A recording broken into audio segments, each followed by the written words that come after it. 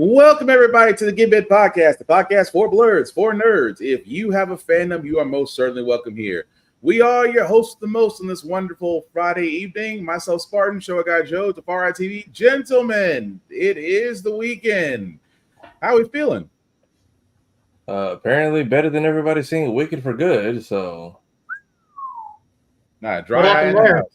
No, there's a trend now. It's like me before Wicked for Good, and then afterwards, it's just a bunch of women who are just in tears and wrecked, and it's like, this is me after Wicked for Good. I'm like, is it hitting like that? So I mean, not a dry eye in the house, but hey, Cynthia Everrow can have that effect on you. But yeah, Joe, what about you? How you feeling? Go vote. Is it that time for y'all? Special election right now. So okay. I was gonna say, yeah, in middle 7, please go vote. Yeah, thank you, Joe. If you're Nashville gerrymandered the fuck. Yeah. So yes, to echo Joe's sentiment, if you are in Middle Tennessee, yes, please go vote. Because we really could use some freaking changes. But anyway, we're gonna keep it happy. As you can see, guys, we are a little bit leveled upside, so we do try to watch our language. At the same time, we do play trailers and movie trailers and video game trailers that might be too intense for younger viewers, so your discretion is advised. Aside from that, welcome. Speaking of trailers, we do have a lot. We do have some to get to, especially from Nintendo and Xbox's partner review. Although Nintendo, we got to talk about Metroid. Because finish yours, because I'm very confused by this issue that people are manufacturing. But play the trailer first. Okay. For all those who don't know, this is Metroid 4. I think, yeah, Metroid 4 be called Beyond, I believe. But anyway, here we go.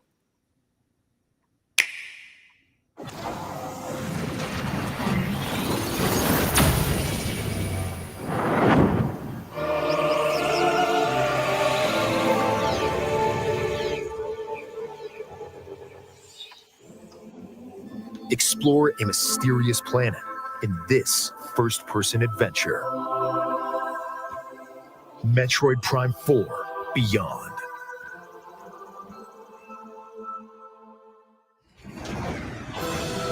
When the Galactic Federation UTO Research Center is attacked by arch-rival Silex, the lone hunter Samus Aran answers their distress call and becomes entangled in an unexpected disaster.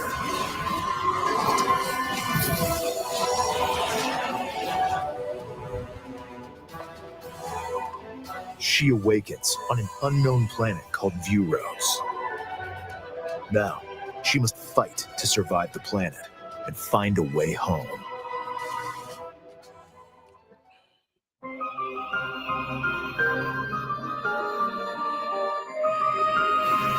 As Samus, you will explore lush jungles full of plant life, a factory roaring with thunderous storms, a research lab frozen in ice,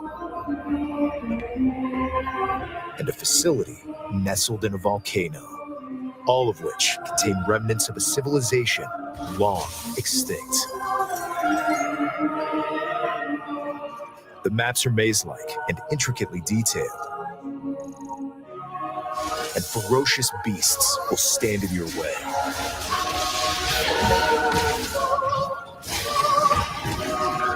The key to exploration is the scan visor, which you'll use to gather information from the environment. Why did this planet's civilization crumble, and what have they left behind? Could there be a clue to your escape? Scan various objects to collect and analyze information to find a way forward.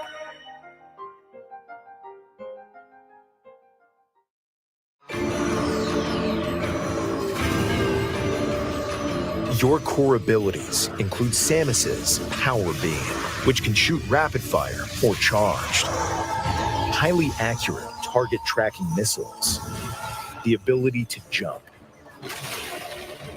the form-altering Morph Ball, and dashing while locked on a target. During your adventure, you will also receive mysterious powers passed down on Vuros. Psychic abilities. Direct the control beam's trajectory with the power of your mind. And use the psychic glove to manipulate energy and activate machinery. By harnessing these abilities, you can access new areas, greatly expanding the explorable world.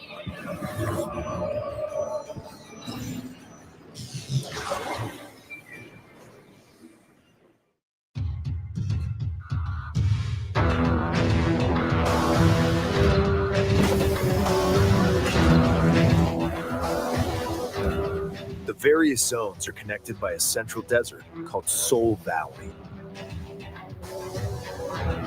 By obtaining Viola, a machine left behind by an ancient civilization, you can freely traverse the roadless desert as you head for each zone. Certain actions can be taken while riding Viola. These include countering attacks from approaching enemies and smashing crystals at high speed to convert them into the energy you'll need on your adventure. Plus, if Samus is in a location where she can ride Viola, it can be summoned instantly. And by dismounting, you'll return to a first-person perspective to continue exploring.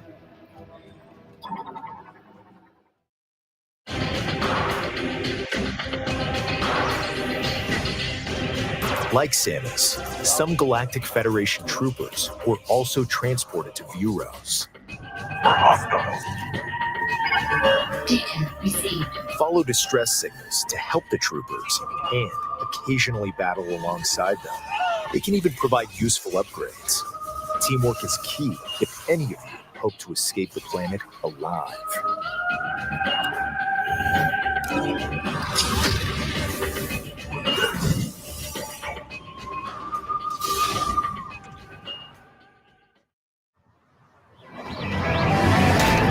Well, if it's the only way off this rock, all right, I'm in.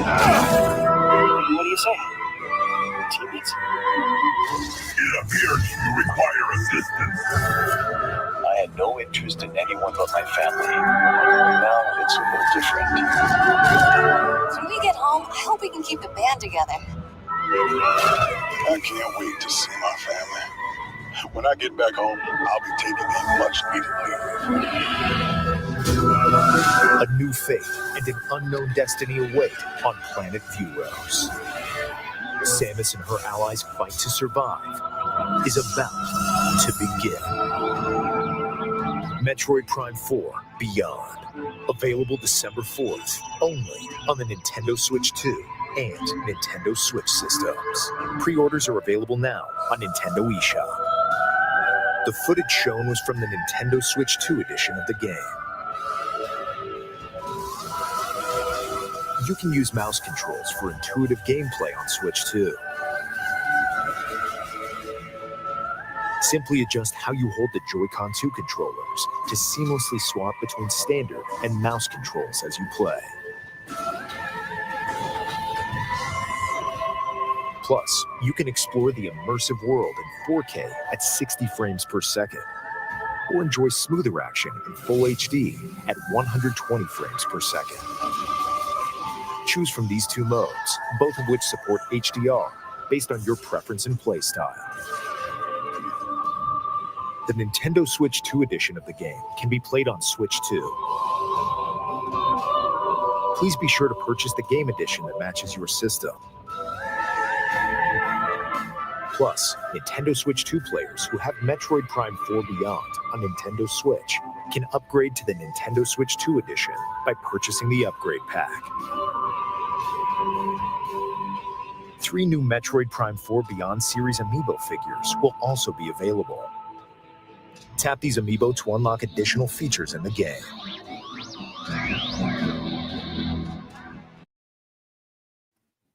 All right, so that was the trailer for Metroid Prime 4 Beyond for the Nintendo Switch and Switch 2. I I'm not look. Okay, let me sum this up without going into a rant. Yes, as Nintendo fans, we did ask for a Metroid Prime, another Metroid game. Because Dread was okay. I enjoyed Dread. I thought that was fun. For this to be this much of a delay, I'm just gonna be honest, this felt a little underwhelming. Sometimes graphics kind of looked a little bad, and then sometimes it looked great. Not really of a fan, because again, this is just me. I'm not a fan of the first person shooting in Metroid. I'm used to third person. So I guess that's the part where I just have to nitpick a little bit. And at the same time, it just feels like it's not a very polished game. But those are the gripes I have with it. Again, I am not an expert by any means. I'm just saying that this is a Metroid game that I am not immediately running to get. Will I play it? Yeah, eventually. But it just doesn't excite me. But Tafari, Joe, what do you guys think? You're muted, Tafari. Right, my mic is over here and it's not attached to the camera anymore, so I have to get used to that. Yeah. So as someone who just say what, Joe? Oh, I was just making a joke. Cut to camera 3. Basically, so camera 1, blue snowball, and then second monitor, so I don't look like I'm staring at a 90-degree angle the whole time. Nice. But yeah, as someone who just played the first Metroid Prime, I'm realizing they got through an entire first game with zero voice acting. Like nobody said words the entire game. It was roars and death screams. Based on the dialogue I did hear, no one's making it off that planet. Like we get it. You want to go see your wife and child. News, none of you are going to. I'm sorry to tell you, like none of you. Hey, Kira. Hey, Kira. Like I think I heard the same dialogue like 3 times. Like I can't wait to see my wife and kid. I'm like, you're not gonna. Like we we said it one time. We said, and I think there's a black man saying it. You're definitely cooked. Yeah. Also, this very much feel. Again, I just played the first game. What is different in this game than the first game? Because you go to a planet, lost civilization, ghost people, ghost powers. Let's be honest. Samus is. If there is a delay, it's so they can rework how to put that bike in Mario Kart World. Like that's clearly going to be a racing DLC. Yeah. But what controversy is coming around this, Joe? Because I've been they initially introduced the other Federation troopers through this one, and they only showed us the tech nerd. Yeah. And he's supposed to be the funny tech sidekick.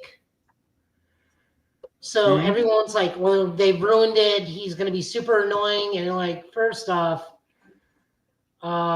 we get this new trailer. You're just manufacturing cake for clicks. You know who you are. I don't give a shit. Feel free to come after me. 2, you're not the most annoying sidekick Nintendo's ever given us. Oh, that's a list. Yeah. And this guy doesn't even make the top 10. No. Yeah.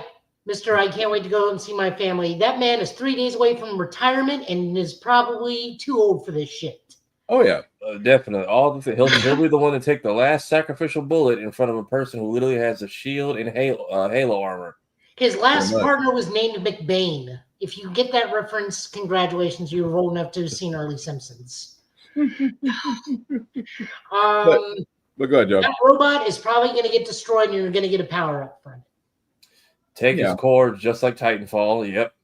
And you have your upgrades. I think you also got like Mendoza stuff. Not Mendoza. I'm trying to think. You're trying not from Alien, are you? You're not going for Alien reference? Yeah, Aliens. Oh, then now I can't think of the person's name. The one with the smart gun. Yes. I cannot think of her name to save my life right now. I know who you're talking about, but I can't think of her name. But no, it's just like I said, it's not bad. It's just Vasquez. Thank you. Vasquez was the name. I was gonna say Lopez, like no, it's something else with a Z. Vasquez. Yeah. There's probably a Vasquez type. She'll probably last for a good while, but like It's fine. I mean, I don't mind more talking characters. That's one thing. Although, to be fair, the last time we had voice acting in Samus, they voice acting in a Metroid. That was the one where they almost basically character assassinated Samus. Yep. Because everybody had opinions on how she would have sounded. No, that's when the person giving her orders pretty much like, "You're a woman, you only can do so much." Oh yeah, that part. Yeah, that one. Okay. So there's that. The psychic powers. I'm sorry, Dragon Ball has ruined me. Which, by the way, go check out Team 4-Star right now. They are doing I was gonna say I haven't watched the new upload. What is that? They're doing a parody of Sailor Moon. Okay. Sailor Moon abridged. Oh Lord. So of course I hear psychic powers, and my mind immediately goes to Bardock of stupid ass psychic powers.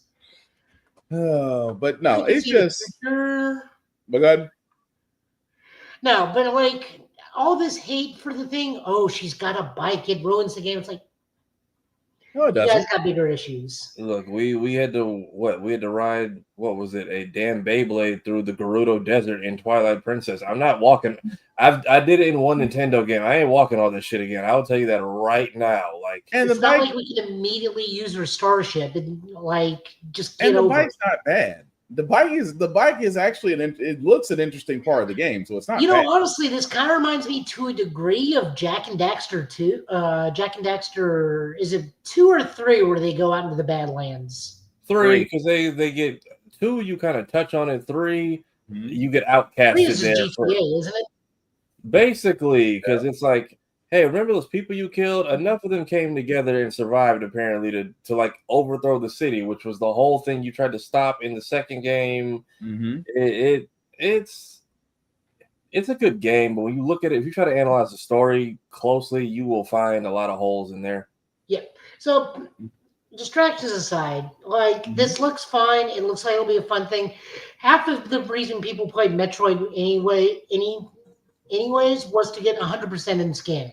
Yeah, but like I said, I tried that in the last in Prime 1. There is zero reason to do that shit, especially because my problem with completionism in Nintendo games, they don't give you a way to track it. It's like, you need to collect this. I'm like, but you don't tell me where they are. If I don't have a YouTube guide, they actually did in the other 2 Metroids. They would tell you your area scan level. Okay, because in the first one, I think you get an area scan level, but as far as having to find, I think all the missile and the bomb upgrades to get the 100% ending with the Dark Samus clone, I'm like, there was no way I'm finding this without watching somebody on YouTube and lots of backtracking, which is why I'm kind of over the maze level design, because unless you have some kind of fast travel mechanic to get from area to area, that shit gets old very fast. Once you have for a reason. Yeah, once you have zero reason to go back to a certain spot and now it's just to collect, it is a chore. Mm-hmm. Well, yeah, but that was also game design back then, because remember we were still renting these games from Blockbuster and whatnot. Yeah, so make them keep it longer. Disney mechanics, make Lion King hard as shit type stuff. I remember. Yeah, but I will say, no, I was thinking more of in one of your Aladdin games you had a sword. True, but I will say this about Metroid. Yes, it just, the only thing, like I said, I'd have zero gripes about the motorcycle. It's just the fact that it does give you the same excitement as Dread and the previous Metroid games do, but it doesn't mean that I'm not going to play it. Just might shuffle that down the road as far as when I get to it. But like I said, like Joe said, the whole thing about the characters and the use of the bike, that's just nitpicking. Let's just be honest, because some games unfortunately do have to evolve, because you don't want to be playing the same game all over again, unless it's Call of Duty, in which that's a whole nother story. But moving along to what we got, and others also in trailers, because Horizon Zero Dawn, if you played Horizon Zero Dawn or Horizon Forbidden West from the DLCs, we already know there's another Horizon game coming, just because if you played Forbidden West, the story is still ongoing. But in the meantime, you do have an MMO coming out called Horizon Steel Frontiers, which is basically Horizon Zero Dawn with friends. But if you haven't seen the trailer, here it is.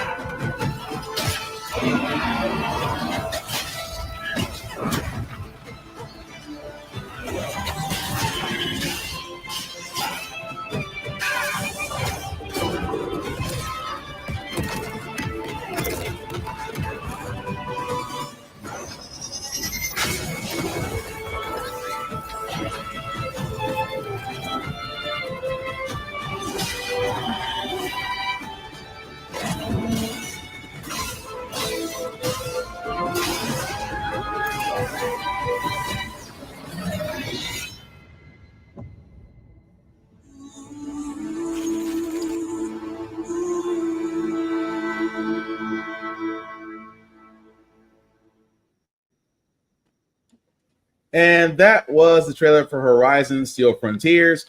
As you can see, guys, it is an MMORPG, still set in the world of Horizon Zero Dawn and Forbidden West, as you will be playing with other players as you are attempting to take down mechanical beasts as you see in the game.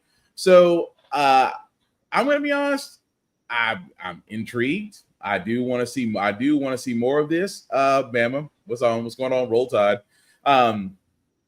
I will say this about Steel Frontiers. It really does look interesting. I want to see where they go with it because it does kind of remind me of Monster Hunter. It does kind of remind me of Black I don't want to say Black Sand. Black Desert. There we go. As far as MMOs go. But I'm going to be honest. I'm intrigued to see more of it when it does come out. I think as at this point, there is not release date, so it's still in progress before we actually get there. But Joe, Tafara, what did you guys think? Maybe one day I will play Horizon and see what the hype is. It is my last game with the console holdout that I have not touched yet. But it's just like, am I missing something? Because we got an MMO. It's really good. Okay, Yeah. I'm just like, I feel like Forbidden West came out and nobody talked about it, and then That's because Forbidden West came out the same, had the curse that the first one did. They both came out the same week as Legend of Zelda.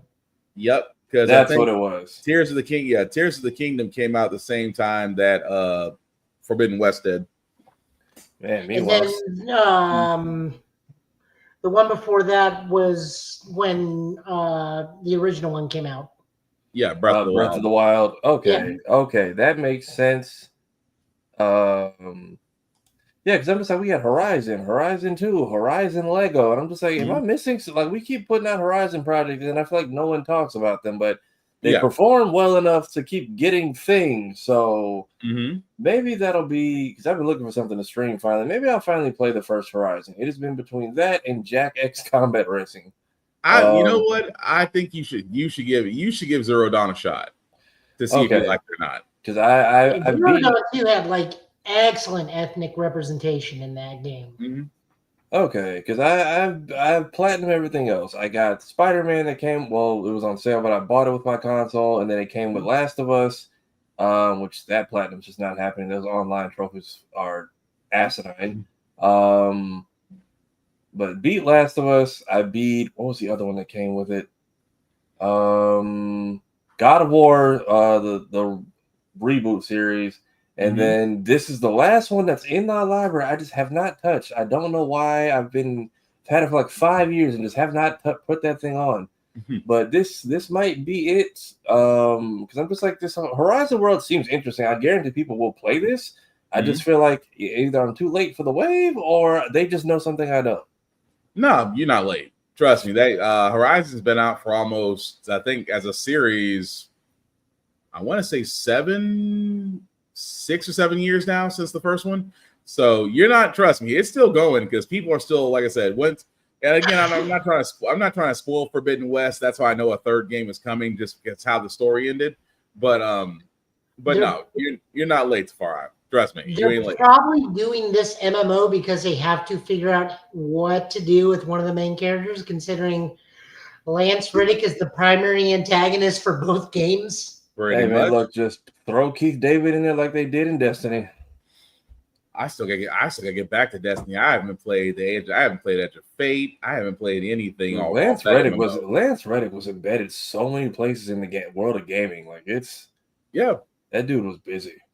Definitely. But Joe, I know you played Zero Dawn, so what do you think of Steel Frontiers? If it's free, I'll give it a shot. Oh well, we know that, but that one ain't gonna be free. we know it ain't gonna be free. I'm gonna be honest. Know. Sometimes they will make it free. They'll just start charging for the. Actually, you know what? Let me take that back because Where Winds Meet is free. Yep. So let me take that back. They probably will there is a chance that they could be free if Where Winds Meet. Not bad. MMO Dark Souls game. Kind of interesting. Speaking of that, we don't have a trailer for it. I kind of wish I had told you about this. See if you can find one. Astrigos, Asterigos.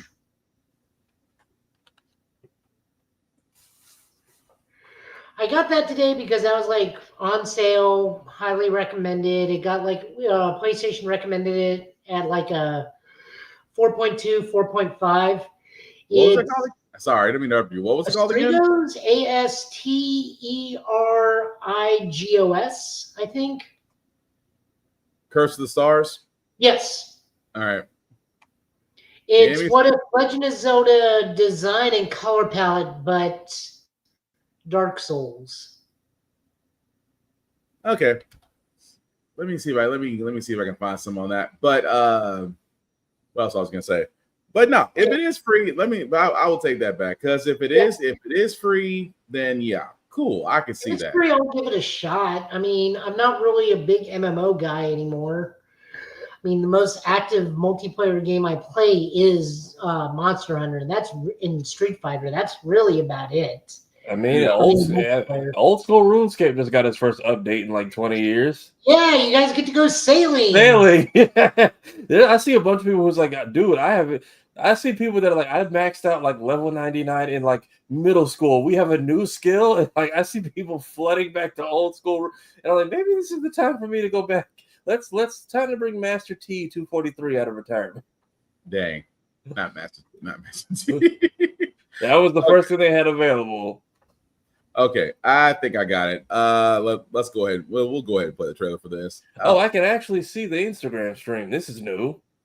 Oh yeah, so we finally got it's weird. It finally got working. So I can't really get it to where I've got to work that problem out later. But anyway, so let's see. This was Joe's. How you pronounce it, Joe? Astrigos? I'll go with the Strigos. Maybe they'll actually say it in game.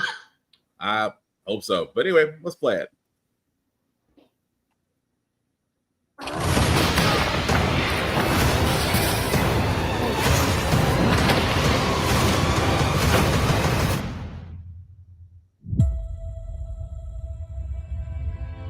Aphis was once a great city, but now it lies in ruins. Dangerous beasts roam the streets, and most people have lost their minds in hunger for stardust. But I am the Northwind Legion warrior. I am not afraid.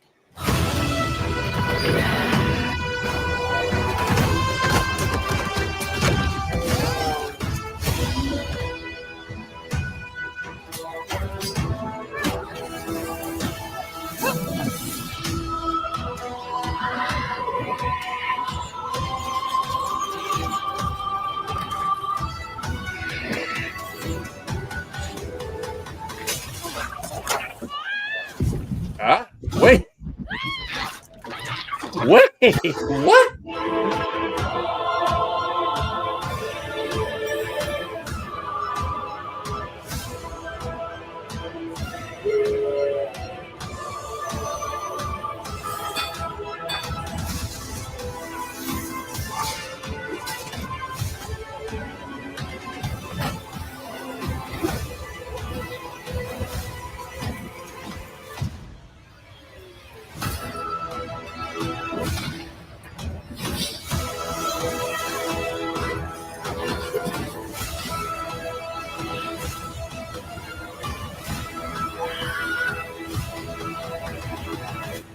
Father, I will not yield.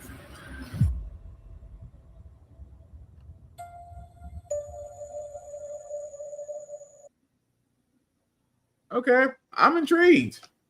This is a MMO, or this is just a story-based No, game? this is a single-player Dark Souls style kind of thing.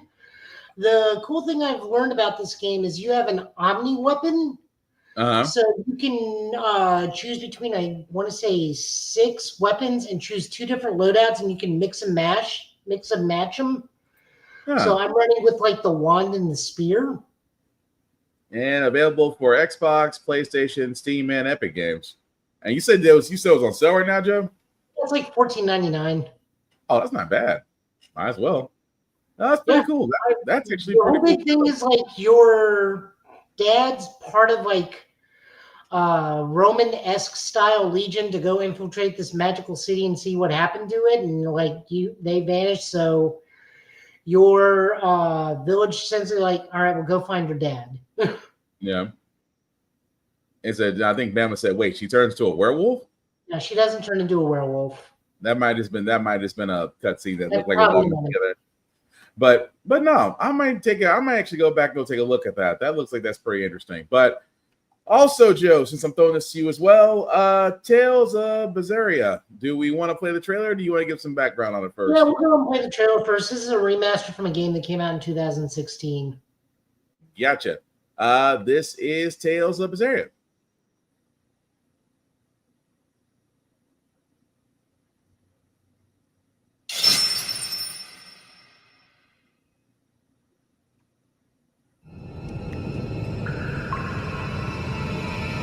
But even in the depths of despair, only two things matter to me. The taste of blood-soaked flesh, and revenge upon one man. Shepherd Artorias!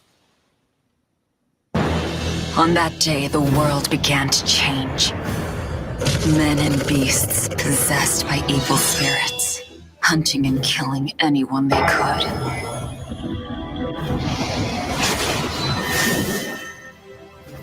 I'm coming for you, Artorias. It's not like I'm a human anymore. I'm a Therian, but I'll never give up. No matter how many times I have to try, I'll devour them all. Even so, I've made my choice. I'm coming with you. How can I repay you if you die? That's the spirit. Don't give up just yet. My wheel is mine to hold. I follow my own will now, and I'm going to stop you. I will have my revenge. Revenge for Lapiset! But those days we spent together in familial warmth, they're proof that all of us, were truly alive. A flame burns in my heart too. A flame I cannot quench no matter how hard I try. My name is Velvet Crow, and I will devour demon, Moloch, and exorcist alike. I am a monster! I am a Therian! The Artorias! Very well. It is time.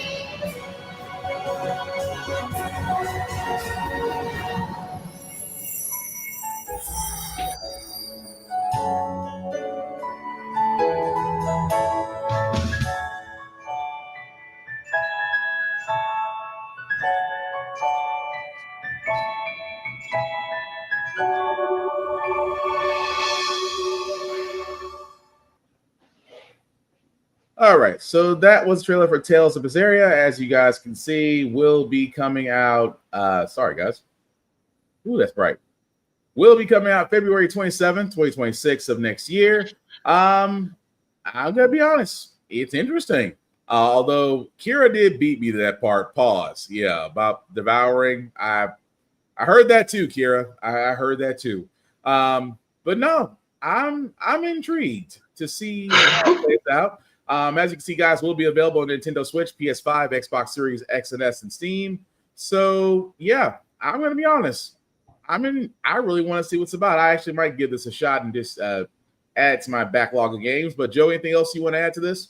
Yeah, so this is a remake of a 2016 game, which is actually also a prequel to another Tales of game, Tales of Zestiria. This is how the world and religious system of Zestiria gets set up. So this is 1,000 years in the past. Okay. And sets up their mythology, some of their religion, because the shepherd is kind of a Jesus-style icon in the world. Okay. So you learn about the tale of the original shepherd. And you play Velvet, who is the epitome of the Wake Me Up Inside song.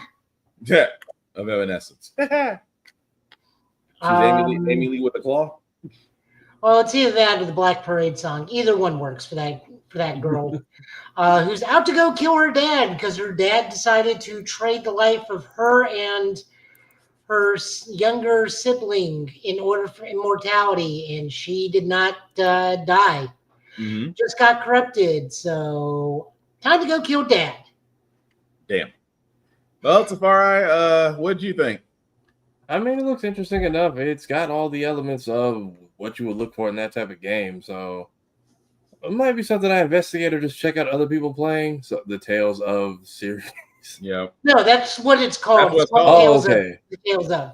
Because Yeah. everything is called Tales of. Actually, Okay. a lot of people are like not hating on this game in particular. They're just really annoyed this got remastered before one of the big ones like Tale of Abyss. Yeah. Okay, I It's think like I've one of probably the most heard. beloved I've and probably sought heard after of these. games.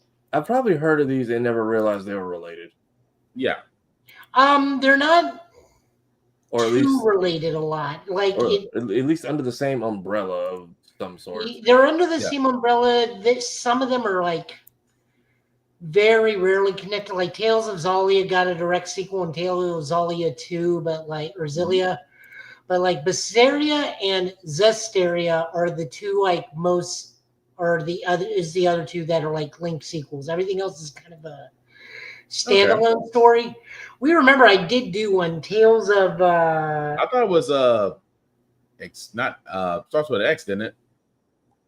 Was it X or that's Z? Xillia. That's the other one's getting remade. I forgot one you were doing that was Tales of, but I forgot what it's called. I can look it up real quick. Tales As long as you don't have to collect something. Really, Bama? So Pokemon and Call of Duty. Joe, you better can answer that one. Tales of Arise, or what I used to call Shield Mom and Pals. Oh, that's what it was. So yeah, Kira was asking, so it's Pokemon and Call of Duty? No, you don't collect anything. It's like Final Fantasy, but it's like Final Fantasy, but action-based Final Fantasy, where you do you do a lot of big, heavy chain combos in it, rather than like big time spells. You're more about like juggling and chain combos for big attacks than super big like party attacks. Gotcha. Well, that's still good to know. So we also want to show love because apparently Paramount Plus is not showing any love to Transformers Earthspark because I didn't realize that was still going, let alone on its final season. Yeah, case in point, like they make the first time we get a Black Filipino main family, and they barely advertise this shit. Yeah, and I mean that, and to Joe's point, this is the first I've heard of it being a series finale. Go ahead, Joe. Go ahead. Sorry. No, I'm just gonna say since they've only been on for 4 seasons, and yet there is like next to nothing in promotion being up for this. But what are you gonna say? Yeah, they're doing this like Disney did the Owl House final season, where this is just like split up into maybe 2 to 3 elongated specials, because they're just like burning off the rest of this final season. I'm sure it's because they got another Transformers series of work with this potential buy-in they're doing, if that ever went through or not. I know the last time we heard about it, it got rejected. Mm-hmm. So I don't know if Paramount's still trying to buy the WB, but like they're canceling this, canceling another series we'll talk about here in probably just a bit. But yeah. Yeah, because I was gonna say Paramount, Xfinity, and I forgot somebody else are all making bids to buy Warner Brothers. So yeah. So I think you got 3. You usually have 3 companies right now that are trying to bid to buy Warner Brothers. But anyway, because Paramount, we're going to do what Paramount hasn't done. It actually tried to show love Transformer Earthspark. This is the trailer for the series finale. The time has come. On December 5th, victory awaits us. It's the epic conclusion of Transformers Earthspark. We will rule the cosmos. With 2 brand new specials. Give me the Matrix! Optimus is in trouble. Oh, got him right where we want him. This ends with us. Transformers Earthspark. 2 new specials streaming December 5th, only on Paramount Plus. I'm just saying. I mean, don't get me wrong. Transformers has always been a great show, also a great series. Although the Michael Bay movies leave some to be desired, but hey, you get what you can. But if you haven't had a chance, and Bama B, haven't watched Earthspark, you can always go back. All seasons are available on Paramount Plus right now, so you can definitely go back and watch it. This was the big controversial Transformers because one of the Transformers decided to become non-binary. Yeah, and then everybody got up in arms because a Transformer just decided to be a robot. Mm-hmm. I feel like doing this with aliens and getting mad is so weird because, like, even in Steven Universe, they tell you up front, hey, technically they are genderless rocks, but they just all thought it was popular to take female designs and pronouns. We don't know who started the trend, but they all just adopted it. Yep. Very much. So, yeah, I noticed quite a few things. First off, that idiot Hot Rod's back. Yep. So let's Yeah. see Prime killed in this. Also, I think this is the first, like, I may be wrong on this. Go for but it. I think this is the first time we've seen the Transformer Leech Maximo. No, it's the first time. This is the first. No, that can't be true because if he's a former Prime, then he would have been in Transformers 1. But he wasn't. At least they didn't mention him. If he did, they didn't mention him. Anyways. Yes, Judd Nelson did get Optimus Prime killed. That is confirmed. Yeah. That's why Hot Rod will never be forgiven. But go ahead, Joe. Yes. No, I'm looking forward to this. I do want to see what's going on and what these two special arts. Most definitely, this has been fun. Mm-hmm. It's also this is one of the only few Transformer series where Megatron is like a good guy the whole time. Yeah. And is like best friends with the mom. That's still weird. I mean, no, they're just combat buddies. I know. It's just you never would think Optimus. You would never think Megatron in that light, but that's a whole. I'm thinking more of the. I've read the comics where he's a good guy. It's just weird. It's weird to me. I just can't explain it the way I want to explain it. It's just. I'll never forget one of his best lines I've ever heard from him. It's like, why is there so much purple? It's a good color. Don't worry about it. It's a good color. But also we might as well go ahead and mention it too, because again, this also is in the world of Paramount, because Paramount loves to make these decisions. If you were waiting for the last Ronin movie, Paramount has shelved it. They didn't say scrap, they didn't say canceled, it's shelved. So if you believe Paramount, much like Warner Brothers, it is going to sit on a shelf somewhere gathering dust next to the Batgirl movie. What Paramount would like to do, in their own words, and this is their words, they want to sonicify the Ninja Turtles, which means that the current run of the TMNT Mutant Mayhem Ninja Turtles, that is also being canceled because they want to do a complete reboot for the now fifth time, I'm guessing, fifth or sixth time. It's just, okay, how can we say this in so many words? Mutant Mayhem worked, okay? I liked it. It was great. It was fun. Kids loved it.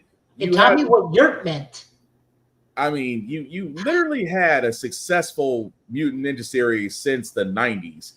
And for some odd reason, I said successful animated. Animated successful. I didn't say movie. I said animated. Nope. You still got the 2014 and the 2005 Turtles. So TMNT TMNT wasn't bad. It wasn't bad. But yeah, I was surprised the Bays never got a third Ninja Turtles, but I'm like, that was also, I feel like, in the midst of Megan Fox's whole ousting of Hollywood. So I don't know if that killed it or they just didn't make enough money. And also I will say this for Michael Bay. The Out of the Shadows and the TMNT Turtles movies were actually fun to watch. They weren't bad. They weren't bad. They were. You didn't like the Bay Turtles? I didn't like the fact that they were trying to mutate themselves into humans. I didn't. That story was that story. Part of the story was not great as far as the Mutant Mayhem, where it's just like, how can we get accepted versus abandoned? Yeah, that part of it was a little bit weird to me. I do appreciate though, like clearly the TMNT like official IP does not care because they do like references to literally every iteration. Yeah. And the next time they do more, it's just like, well, I guess we're adding another one to the mix. Yeah, the Bay Turtles just didn't do it for me. Like the TMNT, the good TMNT movie, the old CGI movie still has the best argument and fight between Raph and Leo. That's like Easily. That's another one. I'm like, I don't know why they didn't do it. Again, they reference that movie too. Like, if you follow the TMNT account, they will. What is it? They've done kind of like those stills where it's like it's a character going through like one animation, but each frame. Go ahead. I'm so sorry. I was gonna say I've seen them do the thing where it's like it's a character doing like one attack animation, but each frame is a different version, and they reference like all those versions of the Turtles, like the 2007 one, which I thought was following the 2003 series because I'm like, well, Shredder died or is out in space, or I don't know. Y'all went to the future for like 3 seasons that nobody ever got to see for some reason. So it was. I even played the game recently. I'm like, this still holds up, and like. Yeah, the whole Night Watcher thing with Raph and Leo and then we got the Rise of the TMNT Turtles, which was hilarious. That was good too. Dr. Feelgood is always good. But that's better, and plus that had some of the smoothest animation I've ever seen in a fight. I feel like when did that show come out? I feel like I missed that entire series. Like it came out. I see so many people like, oh, this was the greatest series. I'm like, a whole TMNT series came and went. Where was I? Nickelodeon had it for a while. That was the one that had that really good Netflix movie where the Krang took over. Yeah, I'm trying to binge it now to catch up because they're all on Netflix. I'm just like, I feel like the CGI Turtles ran forever. I never saw another series come right after. Yeah, that's what we're talking. That's what we're talking about, man. That's the one where like Donnie is like hyper neurodivergent. Yeah. But I mean, like I said, you have all these great series. And again, we have to reboot. I will not understand it. I was actually looking forward to The Last Ronin. Now, this does not mean that the video game is getting scrapped. This is just the movie. The video game it's somewhere. Because they're going to make more money with the success of a Sonic style Ninja Turtles movie that can be marketed to adults, teenagers, and children. Because we got to remember, Ninja Turtles' primary demographic. Despite what the comic was, they took off because of us as children. Of course. You are not going to get anywhere the amount of money you would get doing as good as it is. You're not going to get the amount of money for a nostalgia-style cash grab with an R-rated Ninja Turtles movie. You're just not. No, completely agree. No, I completely agree. You're not going to... And at the same time... do you really want? I mean, don't get me wrong. I know some people are like, well, why don't we just get the original Turtles? I said, you will not. And the only reason you're not going to get the original comic book, where the original intention was, is because when they actually made it marketable toward kids, which is basically us at our time, it was the moneymaker. The movies were the moneymaker. The video games were the moneymakers, although some of us still have nightmares from the water stage. All you got to do is just take the damage and use the iframes. It wasn't that hard. I am not going down that. I just told you how to beat it. There is a reason why I never went back to that game. That was one game I refused to pick back up and try again. I will take that game over Battletoads. Are you trying to give us flashbacks in this game? And I'll take both of those games over the Tick on SNES. Hey, I had fun playing that game. Night of a Zillion Billion Ninjas was a probably a literal count. Oh God, the flashbacks. Oh, games I never finished that I was like, they made this impossible to beat on purpose. But no, what I'm getting at here is just that it makes no sense that you're canceling what works. Now, again, like we said, Warner Bros. Up for sale. Paramount might try to go for the buy for Warner Brothers. It's possible. But I just don't see the reason for canceling what was actually a great thing. That's what I'm getting at. The other reason why it's really hard to do the most current series is because if we're marketing them as teenagers, like they're being played by teenagers, you only have a finite number of time to work with those actors. And already we looked, I think it was like a week ago or 2 weeks ago, when we looked at the Going to New Jersey. Donnie's voice is significantly different. Oh yeah, and I mean it's like Stranger Things. They're gonna be in college by the time those episodes. Stranger Things should have ended in season 2 or 3. But now the final season starts next week, so they're gonna practically be in college at this point. What about the parent? What I about want to know when at one point they're going to be running into Buffy the Vampire Slayer in college. what do you mean, Bama? I feel like Hollywood is ignoring their own rules. Hollywood has no rules. It's Thunderdome. There are no rules. Bama. However, we do need to make mention. Chadwick Boseman got his Posthumous, yeah, posthumously got his Hollywood Star Walk of Fame. I think Ryan Coogler and Michael B. Jordan were there. Yep, they were both there, and Ryan Coogler gave a speech. I think them, Letitia Wright, and some of the Boseman family. I believe his brother, wife, and kids. So. And that one goat from the set of Avengers. Yeah. So So again, definitely want to give that man his flowers because he had quite the run in Hollywood, but we definitely want to give Chadwick Boseman his flowers. But yeah, that's going to be hard to watch next Black Panther because Ryan Coogler did say after his Sinners run that Black Panther 3 is his next project. So let's see what they go with that one. But back to video games. Mbaku is technically the most current Black Panther, but I mean that just means they're going to do somebody else. Yeah, that means somebody else is going to take the mantle. But we'll leave that wheel for when we get to that bridge. But the other two trailers that we do have are from the Xbox Partner Preview, which did happen this week. There were certainly more, but these two we want to stick to the most, just because, well, one, they look interesting, and one kind of reminds me of Silk Song. I'll start with this first one called Armistice. Either way, let me just play it because I don't know why this is such the hardest pronunciation of a very small word. But here's Armistice, if I got that right.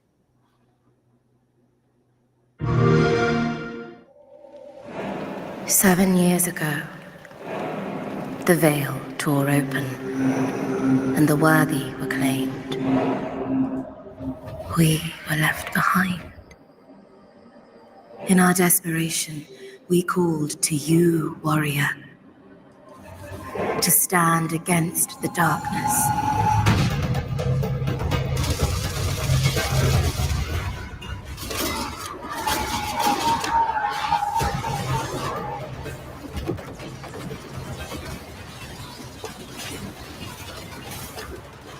Equipped with our best, you will forge a path through Paris, long decayed. Together, we must reach the sunless gate. When we die, we will leave this place. But you return again and again.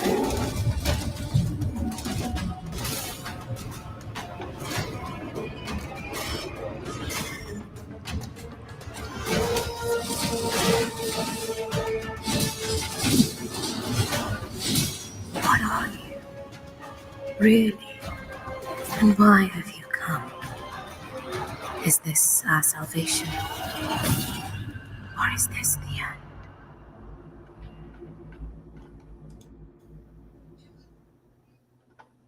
This what is it? Not Dark Souls. Is this Bloodborne with like more guns or?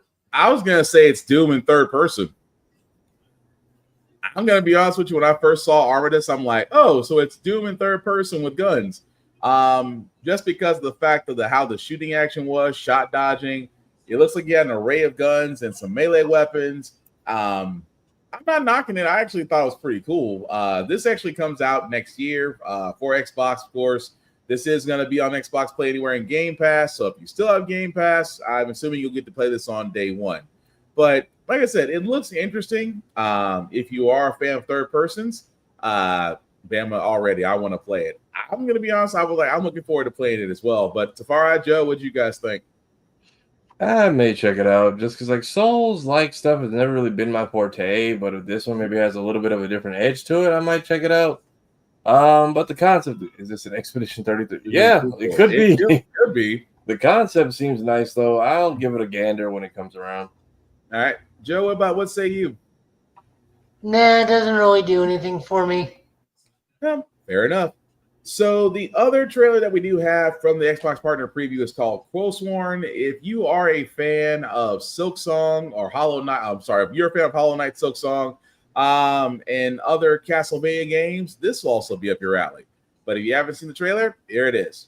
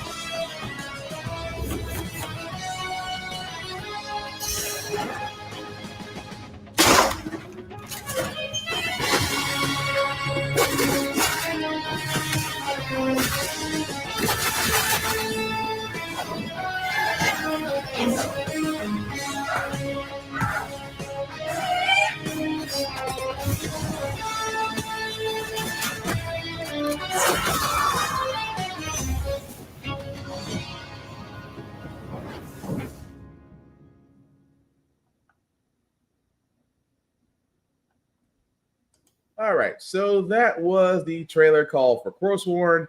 Bammy beat me to it. Another Metroidvania. In a way, yes, because it does play like Metroid. It does play old school Metroid. You do get Castlevania vibes, and again, like I said, I use Hollow Knight, Silk Song, and Void Heart because it has that same format to it. So you do get a side scroller. You do get certain abilities that you have to learn and basically how to combat. Either way, it looks freaking good, but I think it's pretty cool. Joe, what do you think of it? Looks solid. Don't know if I'm going to be able to get it. I got a bunch of other stuff coming out, but if I got the time. Sweet. All right. Tafara, what about you? I might check it out. I actually like the side scrollers are kind of making a comeback.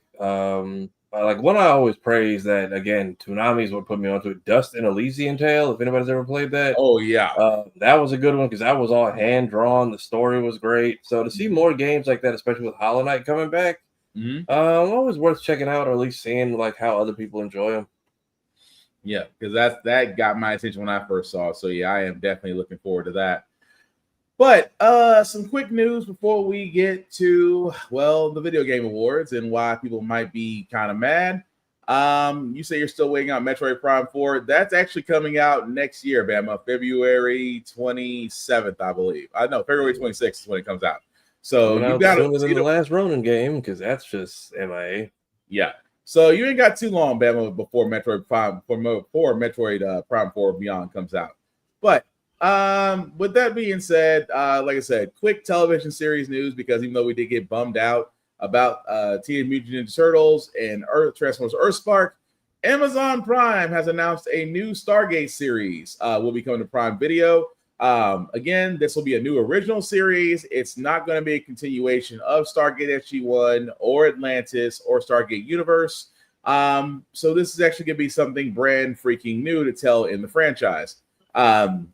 Again, I'm not knocking it. I love Stargate. I love the movie. I loved SG-1. I loved Atlantis. Stargate Universe wasn't bad.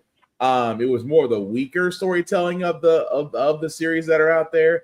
So, in Amazon, and again to Kira's point, because Kira had pointed this out. In Bird's Eye View. Amazon seems to have a pretty good track record when it comes to certain series that they're putting out there, and I do agree with her. So I'm looking forward to it, especially when they hopefully when it gets become more than a concept. But what do you guys think? I have no memories of Stargate. I feel like I was too young for the first couple series or whichever the original one was. I was gonna say because Atlantis. I want to say Atlantis came out. Shite. Was this one of those X-Files era shows? Close, but no. Atlantis came out. No, Stargate Atlantis came out. I think 10 years after the X-Files. So I'm trying to remember when it first 2004. There we go. So yeah, Stargate. Yeah, I was in 4th grade. I remember seeing the commercials and never checked out Stargate. Okay, nope, you're good because Atlantis was 2004. I want to say Universe was 2009. It might have been 2010. It might have been 2010. It might have been 2009. Either way, it's in that ballpark. Or Aquaman, or sort of. That's what Bama was agreeing with you. But no. I forgot. Oh, good Lord. Universe was in 2009. So holy crap. It's been a while since we actually had a Stargate series. But no, I'm just curious to see what they do with it. It's gonna be weird because I was hoping it would at least be a continuation, because I wouldn't mind Teal'c. Although although the new Kratos may have his hands full, especially if you believe it, there's going to be a third God of War game, or Atlantis, because you can't have Jason Momoa come back because he doesn't cut the hair unless he's going to grow it back out. But either way, I'm just looking forward to it. But Joe, what say you about Stargate? I was a Star Trek and Babylon guy. I think I only saw the movie. Okay, nope, that's fair. I'm just looking forward to it. I'm sorry, as a fan, that just makes me happy. But either way, still some good news. What'd you say? The original series ran for 10 seasons. Yeah, Stargate issue 1 did. Yep, you're right, Bama. Stargate issue 1 ran for 10 seasons. But also from Apple TV, if you have seen Monarch: Legacy of Monsters, it is a great show. If you have not seen it, I would highly recommend that you do, because it does kind of tie into the monster world of King Kong and Godzilla and the rest of the kaiju. So Apple has announced that there will be a season 2, as it will return February 27th of next year. Again, I cannot stress enough. I know me and Joe did talk about Monarch Legacy of Monsters when it first came out. Still highly recommend it. Like I said, if you have not seen the first season, it is available on Apple TV right now. I don't want to go into it because every episode really is worth reading, worth watching. But Joe, anything else that we can add to this? And Tafari, have you seen any episodes of Monarchy Legacy of Monsters? I have not. This is you said Apple Plus TV series, right? Yes, Apple TV, Apple Plus, right? Yes. Yeah, I haven't checked it out. I've heard good things about it, though. I've heard it actually does a good job. Yeah, I've heard it does a good job serving its place in the monster world without us having to constantly wait on movies. Yeah. It's also the only time you can actually support John Walker. I knew you were going to say that. I knew you were going to say that. It's not my fault, but Kurt Russell and Wyatt Russell do an amazing performance of the same character in 2 different time periods. It's the only time John Walker can be supported. Oh, man. But yeah. He essentially plays almost the same character, except he's less of an asshole. Yes. Yeah, and to Joe's credit, Bama, Kurt Russell and his son do literally play the same guy in different time periods of the show. So yeah, the reason why he says John Walker. He doesn't get the John Walker thing. Oh, well. Oh, he's talking about John Walker. Oh, the most disrespectful ass whooping in MCU history. That people tried to start forgiving him because he was funny in Thunderbolts, and we had to remind everybody. He was also a terrible dad. Like, he was also a horrible father. Just doesn't mean you're less of an asshole and less of a monster. Yeah, I mean, he was still quite the a-hole. He was just, they try to humanize him in Thunderbolts, but again, he's also good at Monarch Legacy of Monsters. If you haven't seen it, we highly recommend that you do. Also, Peacock has decided to give Twisted Metal another season. If you haven't seen season 2, we did get introduced to Calypso. We did actually, they did actually do a little bit of the tournament. I'm not going to spoil it for you on what was done or how it was done or what's the aftermath of it. Both season 1 and season 2 are available on Peacock right now. I'm hoping season 3 is going to be good. The only problem is the original showrunner for seasons 1 and 2 has been replaced. Of course, Samoa Joe is still playing Sweet Tooth, and I forgot his name. Not Bill Hader, who plays the voice of Sweet Tooth. I can't think of his name to save my life right now. But I've watched it. I mean, don't get me wrong. Twisted Metal, it does have its glory spots, overall, it's meant to be funny. They did take a dark humor comedic approach with it. So it is worth watching. Don't let your kids watch it. But yeah, I'm glad we're getting a season 3. But Tafara, I know you watched a few episodes of Twisted Metal.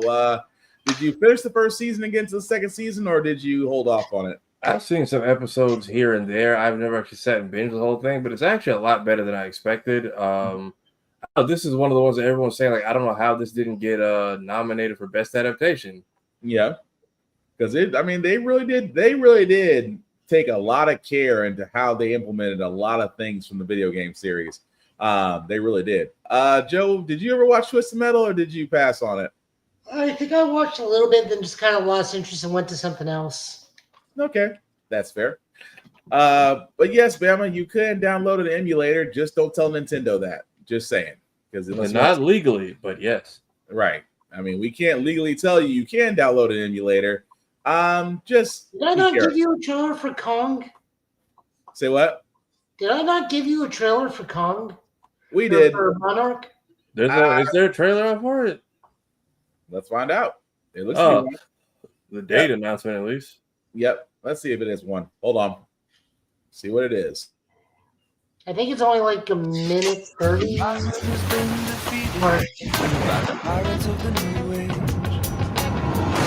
Attention surfers, the beach is closed.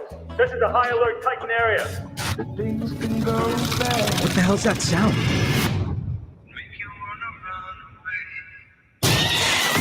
Oh, hey, whoa, Jesus.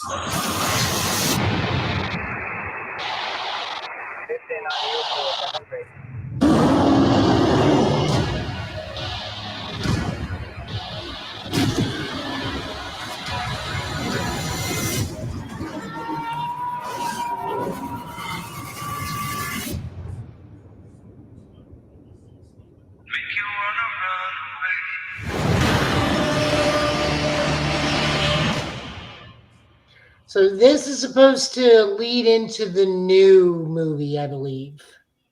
Possibly so. But well, I mean, Monarch, the last Monarch one did tie into the last one. Ah, gotcha. Did it? Okay. Yeah, like, there's some stuff from the Monarch movie, from the Monarch show that carried over into the movie. Not like major principal characters, but like ancillaries. Okay. Oh yeah, because it did tie a little bit. It did tie a little bit into Kong. What did I gonna say? Skull Island. I forgot what it's called. New Empire. Yeah, the New Empire. Godzilla called New Empire. Right. What do you say, Bama? Twisted Metal, Fallout, Castlevania were all good. I fully agree with you. Halo can die in a fire. No issue. Completely. Borderlands. I didn't even watch it. I'm gonna be honest with you. I'm gonna be honest with you, Bama. I didn't even give the movie a chance because I already knew it was gonna be a dumpster fire. I'm not gonna lie to you about that. I didn't even give it a shot. Because you had Kevin Hart play Roland, and in the video game, Roland is 6'7". Kevin Hart is 5'4". Not enough comedy in the world can make up for that height difference.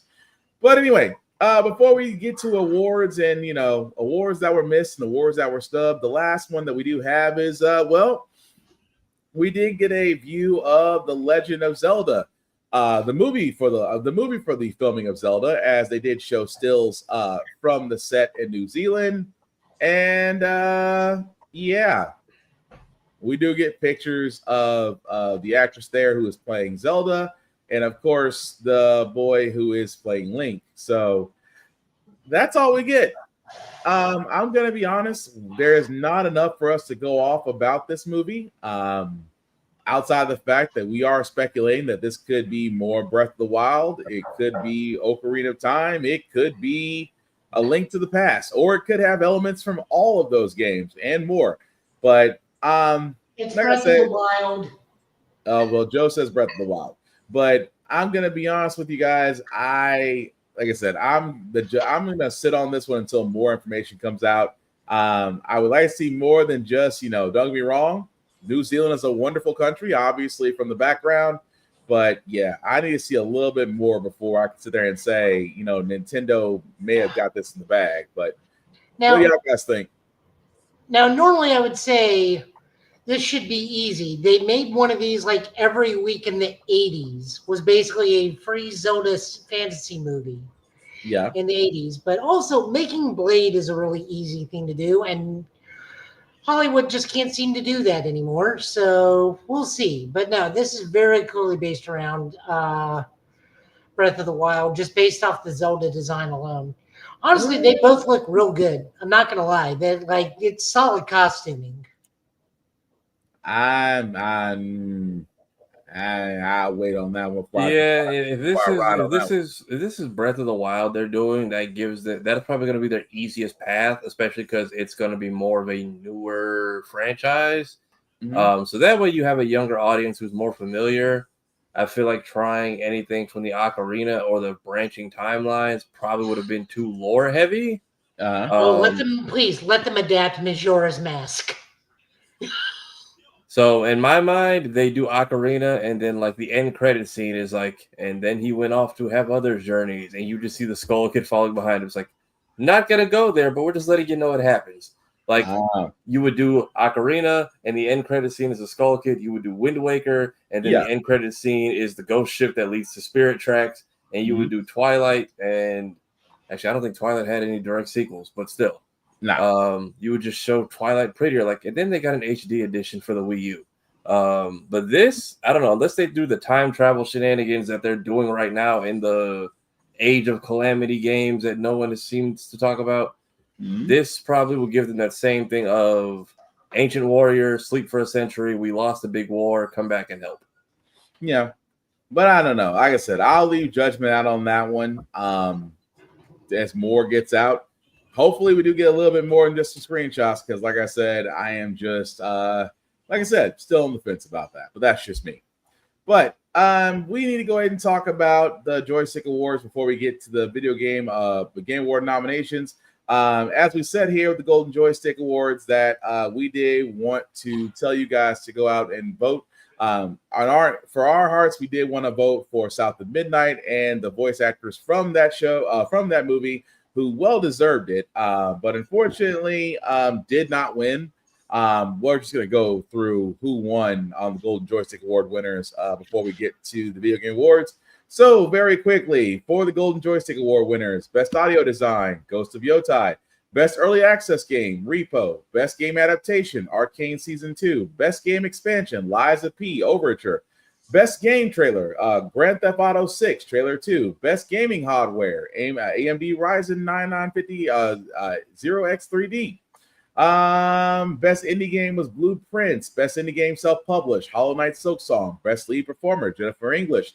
Best Multiplayer Game, Peak. Best Remake or Remaster, The Elder Scrolls 4, Oblivion Remastered. Best Soundtrack, Claire Obscure, Expedition 33. Best Storytelling, Claire Obscure, Expedition 33. Best Supporting Performer, Ben Starr. Best Visual Design, Claire Obscure, Expedition 33. Breakthrough Awards, Schedule 1. Console Game of the Year, Ghost of Yotai. Critics' Choice, Donkey Kong Bonanza.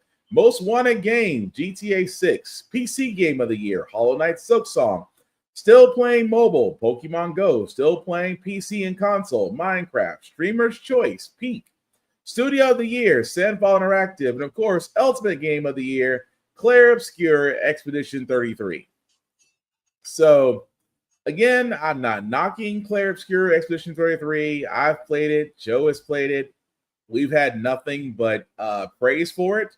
But yeah, Bama, South of Midnight, it did get I correct me if I'm wrong, Safari. I did get nominated, but of course didn't win, right?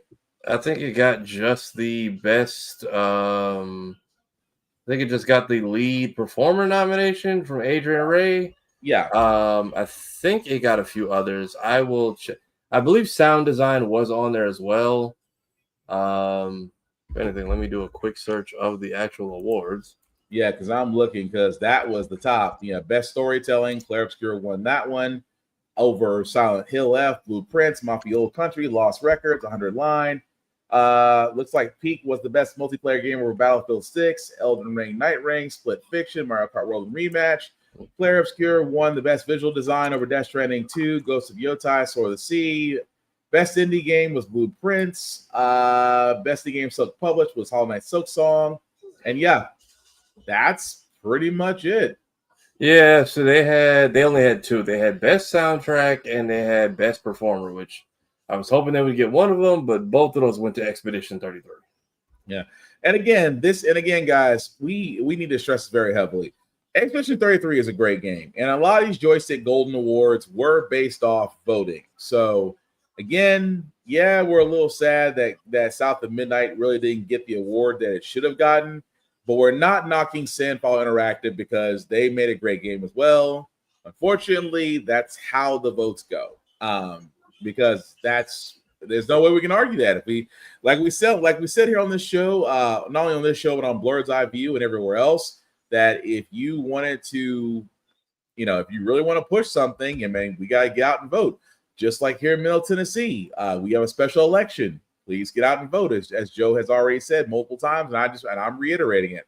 But that's just the only thing that we could take from this, guys. It's just that, I am sad that South of Midnight didn't get at least one award, but I can't knock Sandfall Interactive because I like Expedition 33 too. But I can't say that, Bama. If it didn't have black folks, it would have won. I cannot say that on this one just because this is voting. I mean, like I said, they at least got the nod. It's also a Eurocentric award, so like as Americans, we're like the second group of voters, right? But also, at least they got nominated. That's better than what the Game Awards got, which we'll get to in a second. But it's kind of messy over there.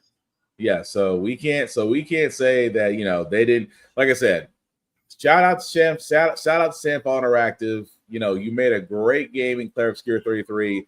Also, again, to the group behind South of Midnight and the voice actors there.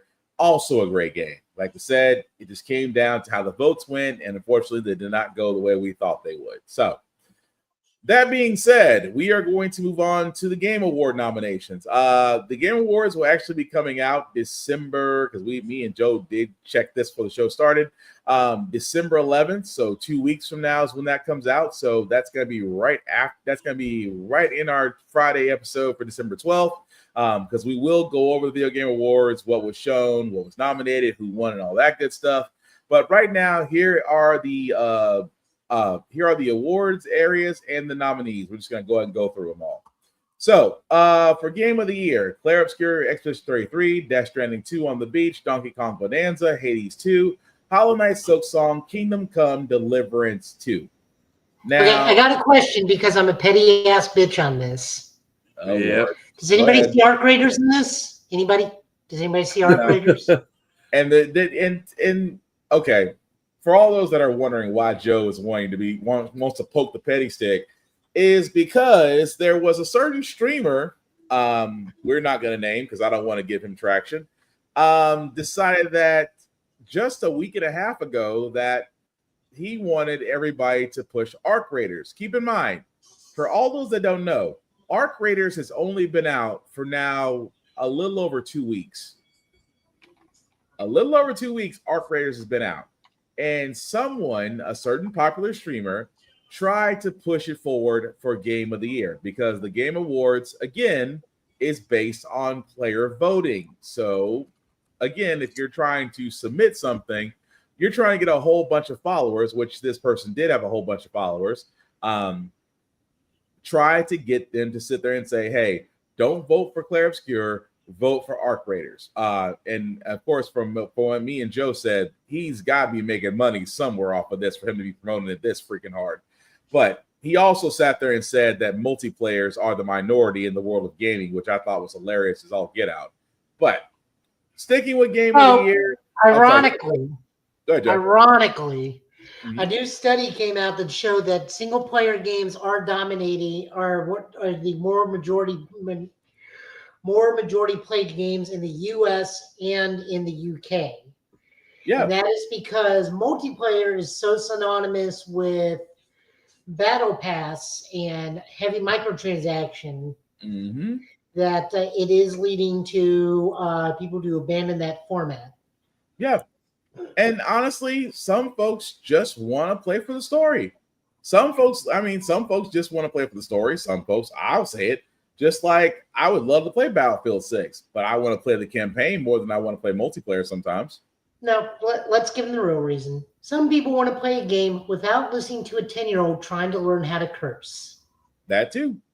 I mean, that's also another reason. I just know for me, I'm more narrative. I'm more narrative story driven. You know, don't get me wrong. I would love to sit there and play multiplayer, but like Joe said, I don't want a 10-year-old cussing me out just because he got sniped or anything else of that matter. But sticking with the nominations, guys, just go ahead and give your picks. What y'all think will be game of the year?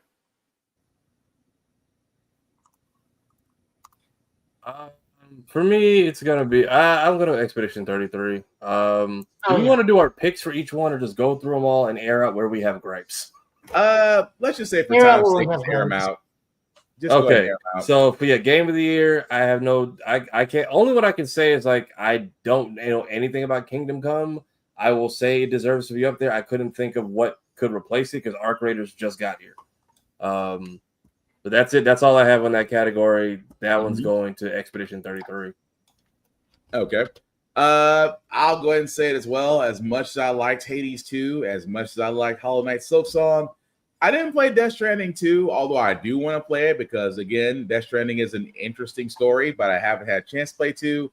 But I'm going to be honest. I look forward to Claire Obscura Expedition 33. Loved my multiplayer throughs to it. I think that's going to be game of the year. But, Joe, what about you? Oh yeah, definitely Claire Obscura. Like there's just no room. Yeah, the more I see it, it's just like, and of course, Kira says, of course, it's gonna be Expedition 33. Like I said, I have to give Sandfall Interactive credit. They created a hell of a game. Best game direction. Claire Obscura Expedition 33, Death Stranding 2 on the Beach, Ghost of Yotai, Hades 2, or Split Fiction. Best game direction. Because I'm playing Ghost of Yotai right now, I'm gonna be honest. I think Ghost of Yotai could give Expedition 33 a run for its money by a sliver of a hair. But if I was gonna do the votes, I was gonna say Ghost of Yotai for best game direction. So Tafari, Joe, what about you?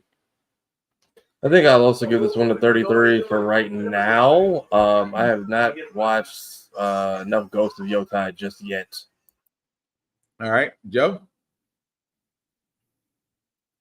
As honestly, I'm gonna say split fiction because as good as these other choices are, you really have to have really solid directing skills on a game that is totally dictated by 2-player co-op in order to make the narrative work, make the game work.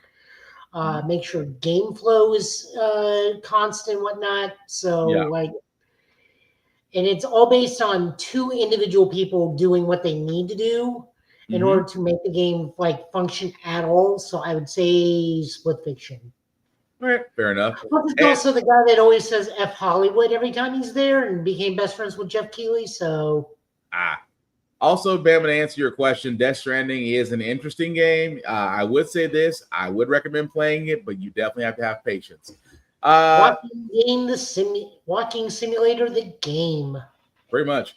Best narrative. Again, I'm going to be honest. From the best narrative, Ghost of Yotai would have a single edge over Expedition 33. And I say a hair of an edge just because both of them do have great narrative driven story. But Ghost of Yotai just seems to be the more compelling one to me, so I'm going with that. But Tafari, Joe, what say you guys? I feel like I gave this one to 33 as well, just because I feel like I didn't hear anybody talk about Death Stranding. I feel like I watched everyone buy it and then just not tell anyone. Ghost is cool, but I feel like it just got here. Silent Hill F, I'll be honest, I have no idea what's going on. I'm watching people play for the fear factors. Kingdom Come 2, heard of it, again, have not checked it out. So I will say Ghost of Yotai. I'm not Ghost of Yotai. Silent Hill F. So shout out to Lainey at Geek by Heart. I cannot wait for her to jump back on there because I was watching her play through Silent Hill F. Don't get me wrong. Every Silent Hill game does what it's supposed to do. Scare the living crap out of you. So I'm going to go with that. Joe, what say you about best narrative? I mean, I can only really speak to Clear Obscure because I have not played anything else. I don't think I'm getting Ghost of Yotei until Christmas. So, like, just because I haven't played anything else, if it was up to me, Best Narrative would easily go to Dispatch. But it also has the came out too recently to be considered. So I would just go with Clear Obscure just because that's the only thing I like can physically input. But again, if it was up to me, it'd be Dispatch. Like, hands down, it'd be Dispatch. Fair enough. Best art direction. See, I hate that. On that one, art direction wise, I gotta say 33. Hades 2 had great Hades 2 had great art direction. Silk Song was freaking beautiful, but 33, Everything's the water gorgeous on this. Say what? I said everything's gorgeous on this. So I mean, it's just that's what I'm too saying. hard to even choose. At that point, it's just playing. I mean, we're all playing favorites. I feel like Claire will. will get it because it's the only one that's not a sequel on this list, and that's kind of why I'm leaning in that direction. Because we've had Death Stranding, we had Ghost of Tsushima, we had a Hades, we had Hollow Knight, so that one was more visually unique because it's new. So that's kind of why I'm leaning towards it. That's fair. That's where I'm at. I'm doing my votes as we're here, by the way. So that's where I'm currently going. No, that's fair. Like Joe said, every game on here for best art direction that you're not going to find one over the other. And at this point, we will have to play favorites. But I know for me it was 33. But what did you say, Joe? For you, Hades 2. Honestly, there's not a wrong choice out of that entire list. Best score in music. This is the one where I was like, how the hell did South of Midnight not get in here? This is the one where I'm like, that's some bullshit. It should have got in here because South of Midnight did have a wonderful ass soundtrack. I'm gonna go with, because I play Expedition 33 on my workout podcast, I'm going with Lorenta Start. Although no disrespect to Toma Ottawa for Ghost of Yotei, the music in that is beautiful. Hollow Knight Silk Song, Mr. Larkin, great as well, but I'm going to go with 33 on that. But I'm doing Ghost of Yotei for the the Samurai Champloo mode. I'll give them that. At this point, Expedition, you've had enough. Like the one team I'm looking for is not here, so going with them. Joe? Nah, Hades. Hades beats the shit out of everything. Okay. All right. Put that on go listen to that while you work out. I'm planning to. Actually, I plan to buy that game too, but I'll add that to my playlist. Best audio design. What's the game where the sword sounds the best clanging off of something? Ghost of Yotei. Okay, there we go. Next. Yeah, okay, yeah. We'll go Yotei. Best performance. Because the next one's going to be a hard one. Oh, dear God. Oh, best performance. Jeez. Charlie Cox was it? Wait. Daredevil was in Expedition 33? Yeah. Charlie Cox, yeah. I had no idea. Yeah, he was in Expedition 33. Jesus.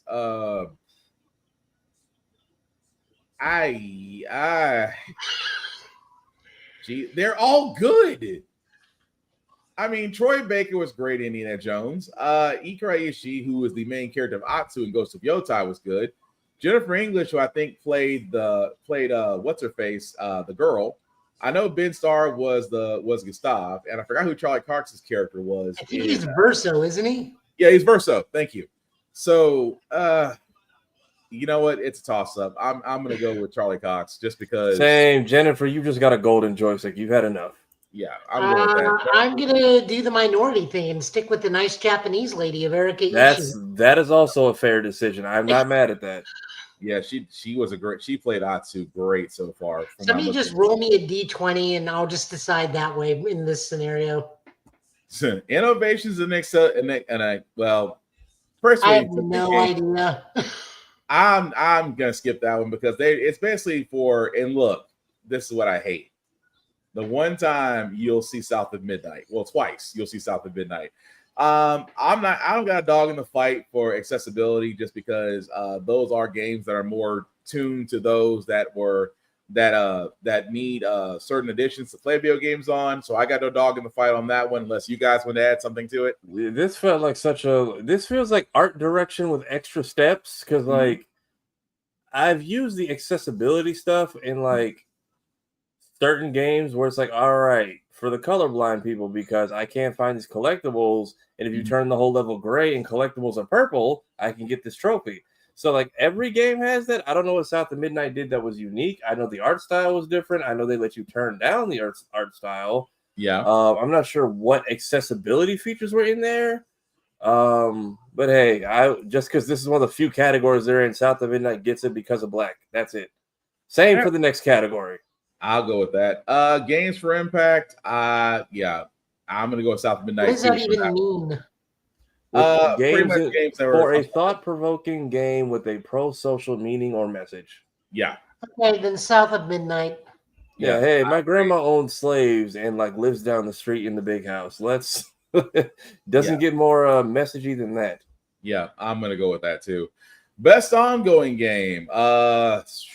Whoa. I haven't played Final Fantasy 14 in a while, so I'm gonna go with Helldivers 2. Same. Helldivers has been doing very great with the buffs lately. And I'll tell you why, because Marvel Rivals is on this list, and they just gave us Gambit and Rogue. Yeah. Although Marvel Rivals is good so far. I'm not knocking Marvel Rivals. I never played No Man's Sky. Fortnite, unfortunately, is just going to be around. Helldivers 2, they listen to their fan base. At the same time, it's about as close to Starship Troopers as you're going to get. Oh, and the other reason why I'm good at Marvel Rivals is because they beat out Overwatch, which has been out for God knows how long, to the PvE circuit. PvE stuff. Yeah, fair enough. And some people are like, oh, it's not even that good. It's like they still at least like try, like put it out. It can make it good later, like very much. The best independent game. Didn't a studio pull out of this one? Which one? I heard a studio pulled out of the Game Awards. One of them was like best entry. Let me see if I can find it. I'm about to say Tafara's there for that one. But why he's doing that? Community support. I'm also giving to Helldivers. Same for that one too. Yeah, Mega Bunk developer pulled out from Game of the Year. It's whether the bullet was truly. It was debut indie game. He pulled out a debut indie because it wasn't his first game. So all right. Well, best independent game. Hades 2. I love Silk Song, but independent. 33's got this one. I think for me it's 33. But Tafara, I'll give it to Hollow Knight because I feel like I'm not saying it's an industry game, but like Player Obscure got such that huge wide push. But then when Hollow Knight dropped, I watched the fans come out the woodworks like I didn't know y'all were here in the wings for so long. Oh yeah. So I will give that one to Hollow Knight. All right. Let's see. Yeah, okay. He pulled out of this. That's why there's only 4 people. You think they would have replaced someone, but no. Yeah. Yeah, best 8 debut, because people keep forgetting Clair Obscura is technically an indie. Yeah, it is. At this point, they've had enough. Dispatch. But what's so crazy is Dispatch is on that list. Oh, for Dispatch, easily. I gotta take you guys' word for it. I'm gonna go with Dispatch. I'm gonna say Dispatch because I've seen people play it and it's been fun so far. For it to watch, I can't wait to play it my doggone self. Best mobile game. I am gonna go see. I've only played Destiny Rising. I haven't played Persona 5. So I'll say Destiny Rising. It seems to be a not bad title so far for myself. But what do you guys say? Sonic Rumble. I played the beta. It was fun. It's basically what is the one game that's like a race on PlayStation? Good Lord, I am blanking on it.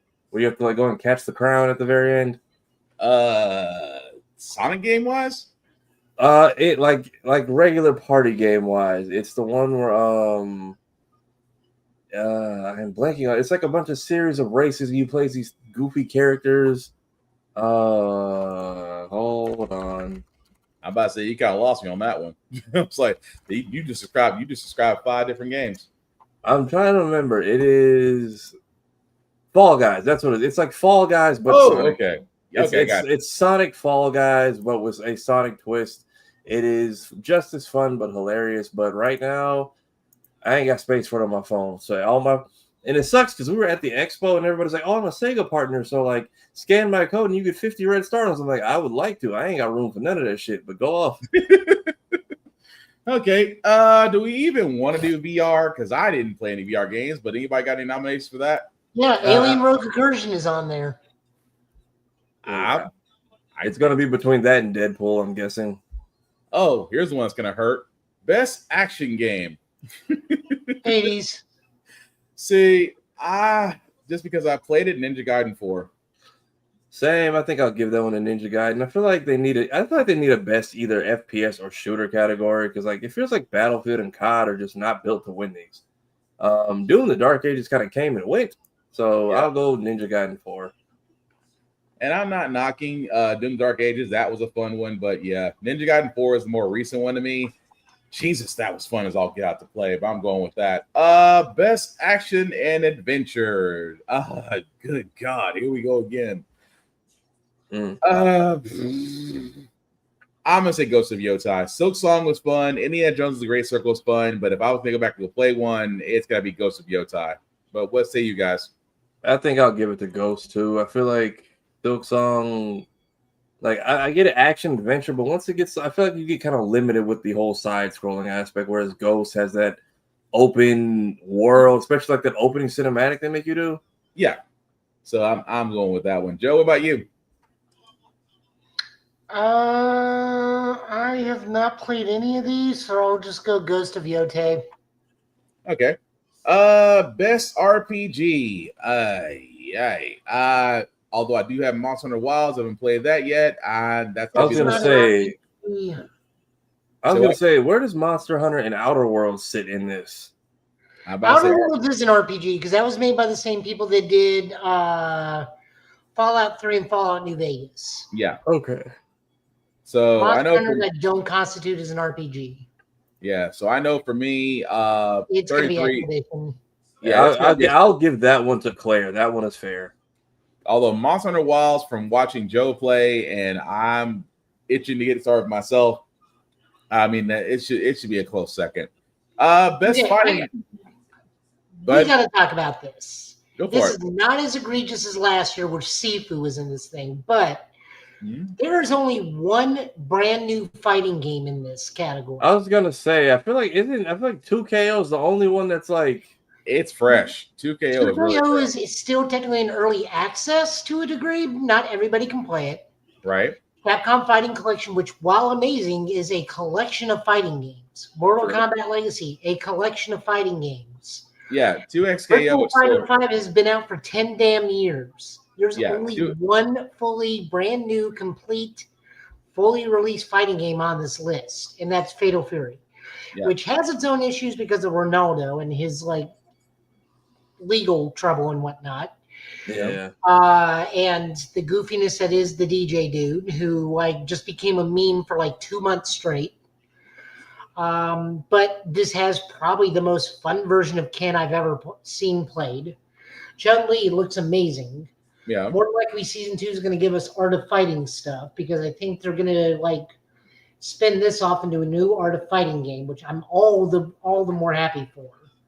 And Fatal Fury is the only fully new, fully complete, open to everybody fighting game on this list. I agree. City of the Wolves will probably be the one to take it. Bam, and answer your question, 2XKO is still in early release, so like Joe said, not everybody has access to it.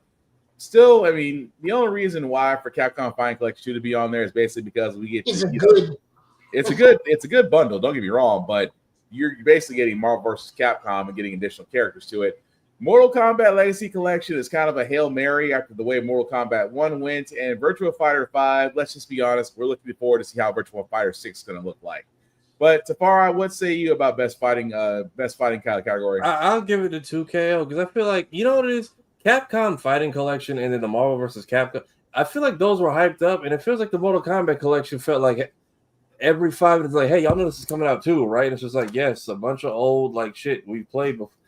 I did not get it other than, hey, it felt like just the Mortal Kombat bundle, and they kept trying to shove it in your face, we're still releasing. It's still old games. I don't know if there's some kind of hype I'm missing, if this is for the arcade kids. Can you redo Deception and that whole story mode? We haven't touched that shit. You give us the Crypt, which is a weird choose your own adventure, left Yeah. and right thing. That's about it. But 2KO because it feels like the only new one on that list. Fair enough. Best family game. I know. Let's see. I know Tafara, you played Crossworlds.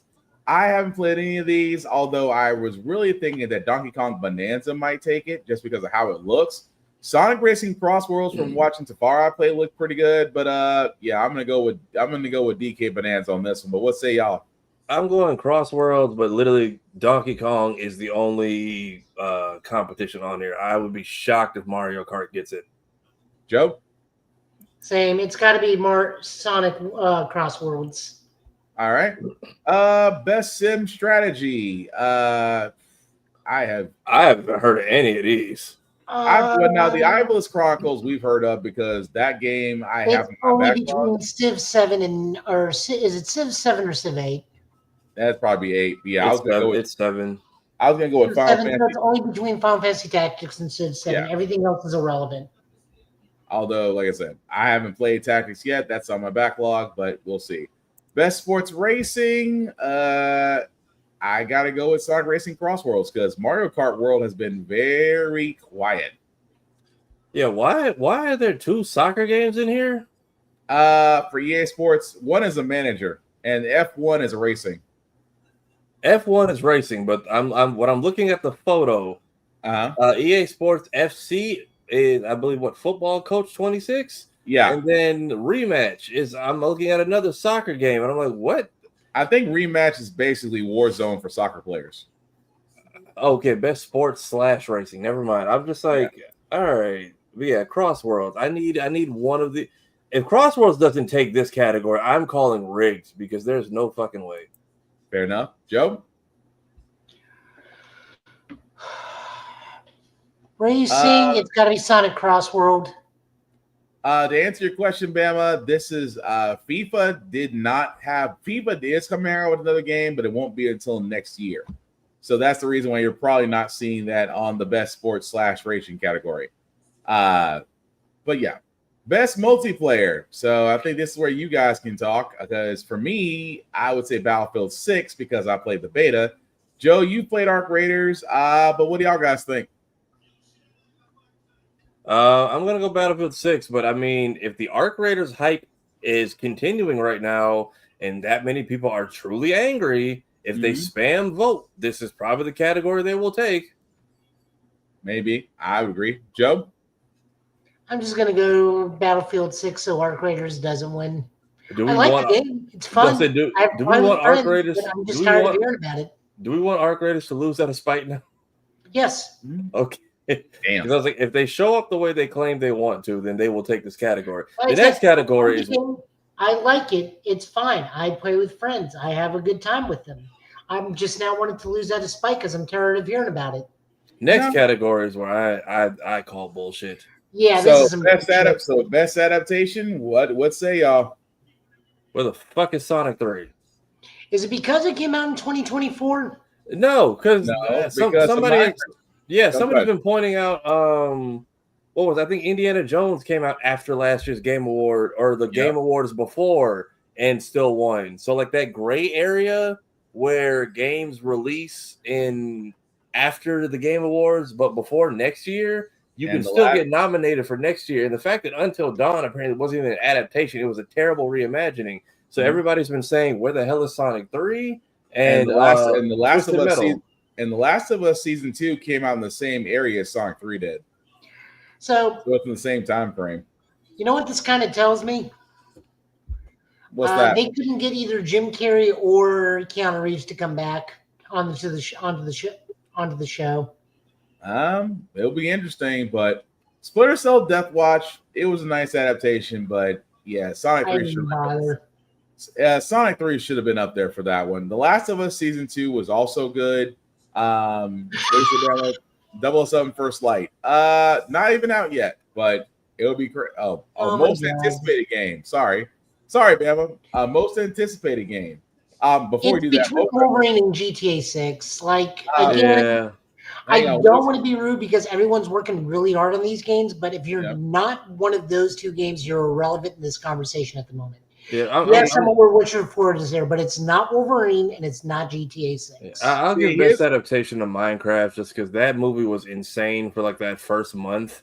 And they made way more money than anticipated, and they took the most cartoony, lore accurate fashion. So if Sonic can't be up here for whatever the fuck reason, and Until Dawn made it in over the other two, first off, Sony doesn't need 2 nominations. I feel like that should have been the cutoff. Like once they had Last of Us in here, I feel like that should have been another company. But also, Until Dawn is not even remotely close to what the game was, so I don't even know how to call that an adaptation. That's what we're saying. I know for me, I'm gonna go say best adaptation would probably be out of this group would be Devil May Cry. I'm just gonna just take the one that I think will be good. Most anticipated game, I'm gonna be different because I do want to play Resident Evil Requiem. I do want to play The Witcher 4.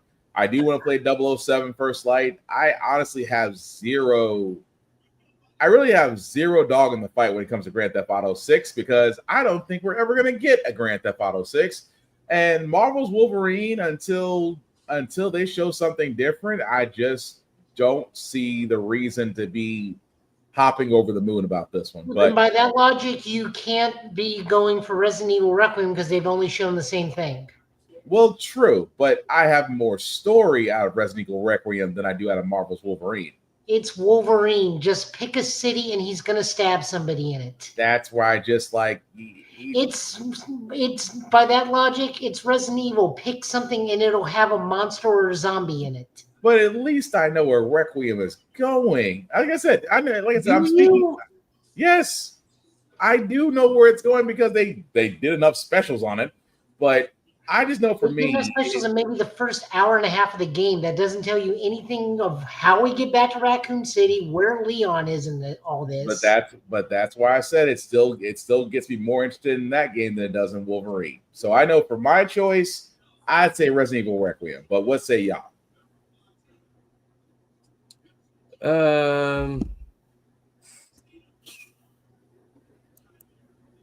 We're still on best most anticipated, right? Yeah, we're still most anticipated. Yeah, okay. I'm gonna go Wolverine. I feel like GTA 6, you've been here long enough. Like, all right, Joe. Well, of course it's Wolverine. Like, I know what I know that's the problem is I know what I'm gonna get in Resident Evil.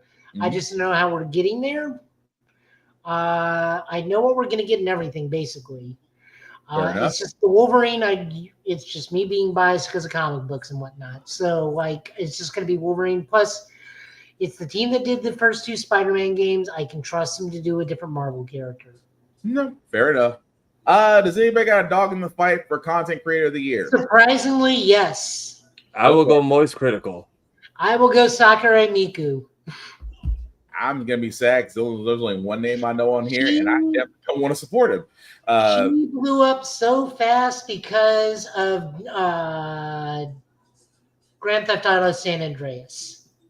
Okay, that's good to know.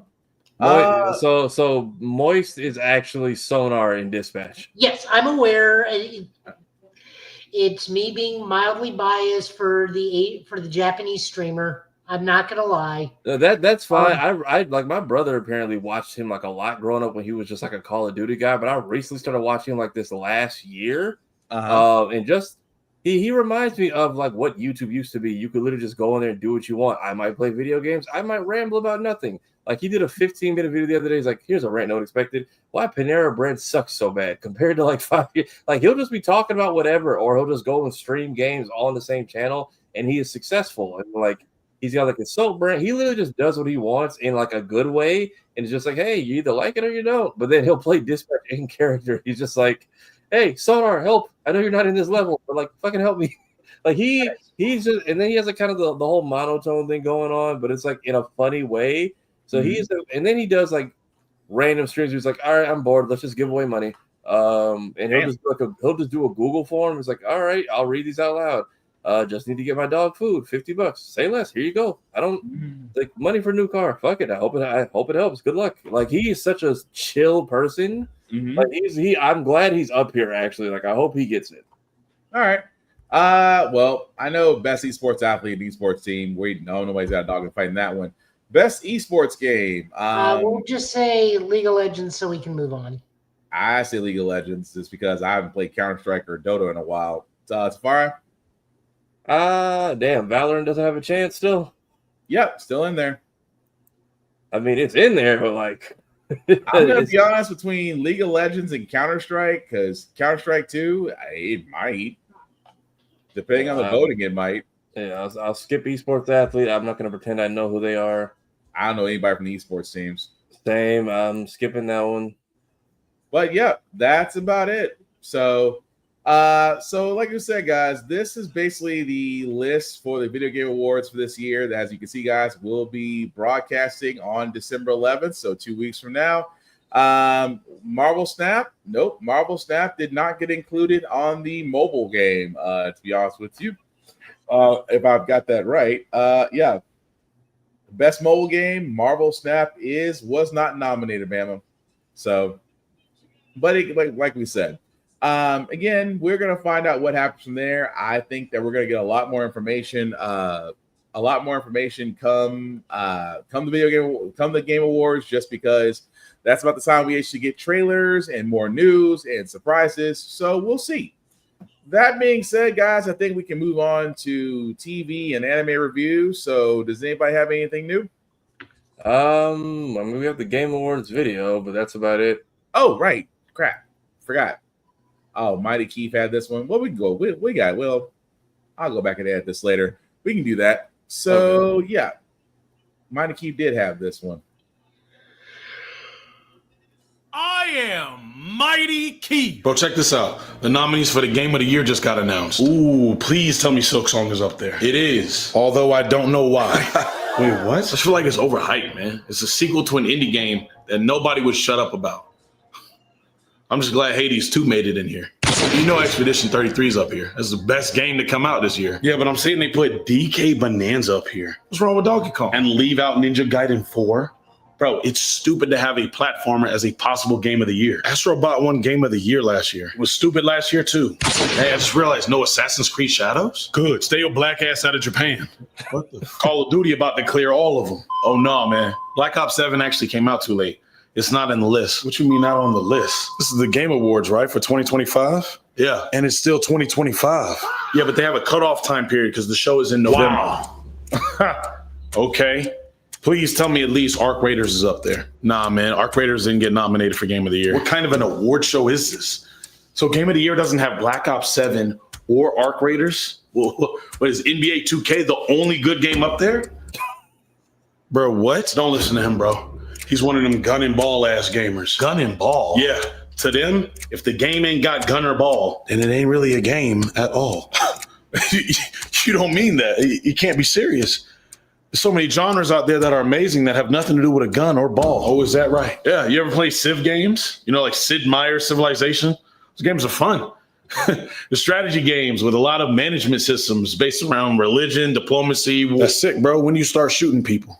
What? When do I start getting to pop people's heads off in Civilization or Donkey Kong or any of the other whack-ass games y'all play? Bro, there's no way people like you exist. I had to stop playing Silk Song after 30 minutes.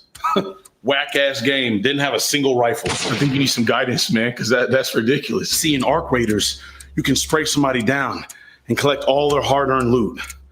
That's the dopamine rush I need right now. I'm trying to blast people. I don't care about collecting bananas or playing a UPS simulator or learning Greek mythology. Let's go back to the part you didn't like Hollow Knight because it didn't have AKs in it. And why is everyone hyping up this Expedition 33? Who cares about a story with themes of grief and an emphasis on an individual's existence? I'm trying to throw a layup to LeBron James. What the fuck? Xbox got good shooting games. Why aren't any of their games nominated for Game of the Year? Oh, yeah, you must be new here. Hey, look, I'm out, buddy. We'll try again next year when the only good game comes out next year. Please tell me he's not talking about Grand Theft Auto 6, bro. Please tell me he doesn't think Grand Theft Auto 6 is the only good game to come out next year, bro. I'm talking about GTA 6. There's no way people like you exist. Or that's just crazy.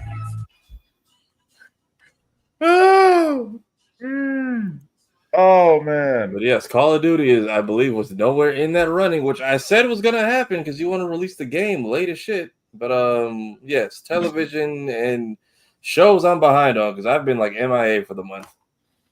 Oh, good. I believe I caught up on Spy Family, and that's it. I'm sorry. The fact that he was like, I think he might have pointed out a bigger problem with gun and ball games. Jesus Christ. Oh, okay. Oh, I'm almost damn near cry tears over here. TV and anime reviews. Do we have anything new? So, Joe, what shows are you keeping up with? I am behind. Kamen Rider Z's still going pretty strong in that one. We learned a bit more about Nox. We get his secret identity and who he may be. He's definitely going to be the antagonist writer of the series, without a doubt. Now that he's got his own weapon.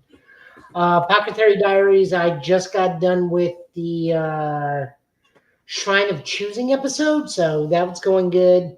Okay. Oh yeah, with the like apparently part of the family's like colorblind or something. Yeah. I'm still trying to I have to watch that. I'm still confused in that whole process and how they even like. So what is what they said on the signs like a lie then, or was it based on what they thought they were painting?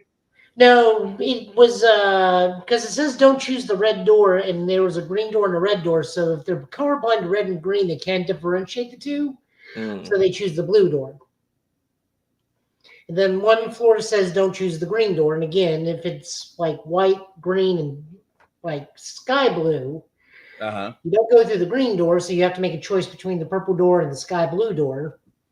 And then the big one is like a yellow door, a blue door, and a green door.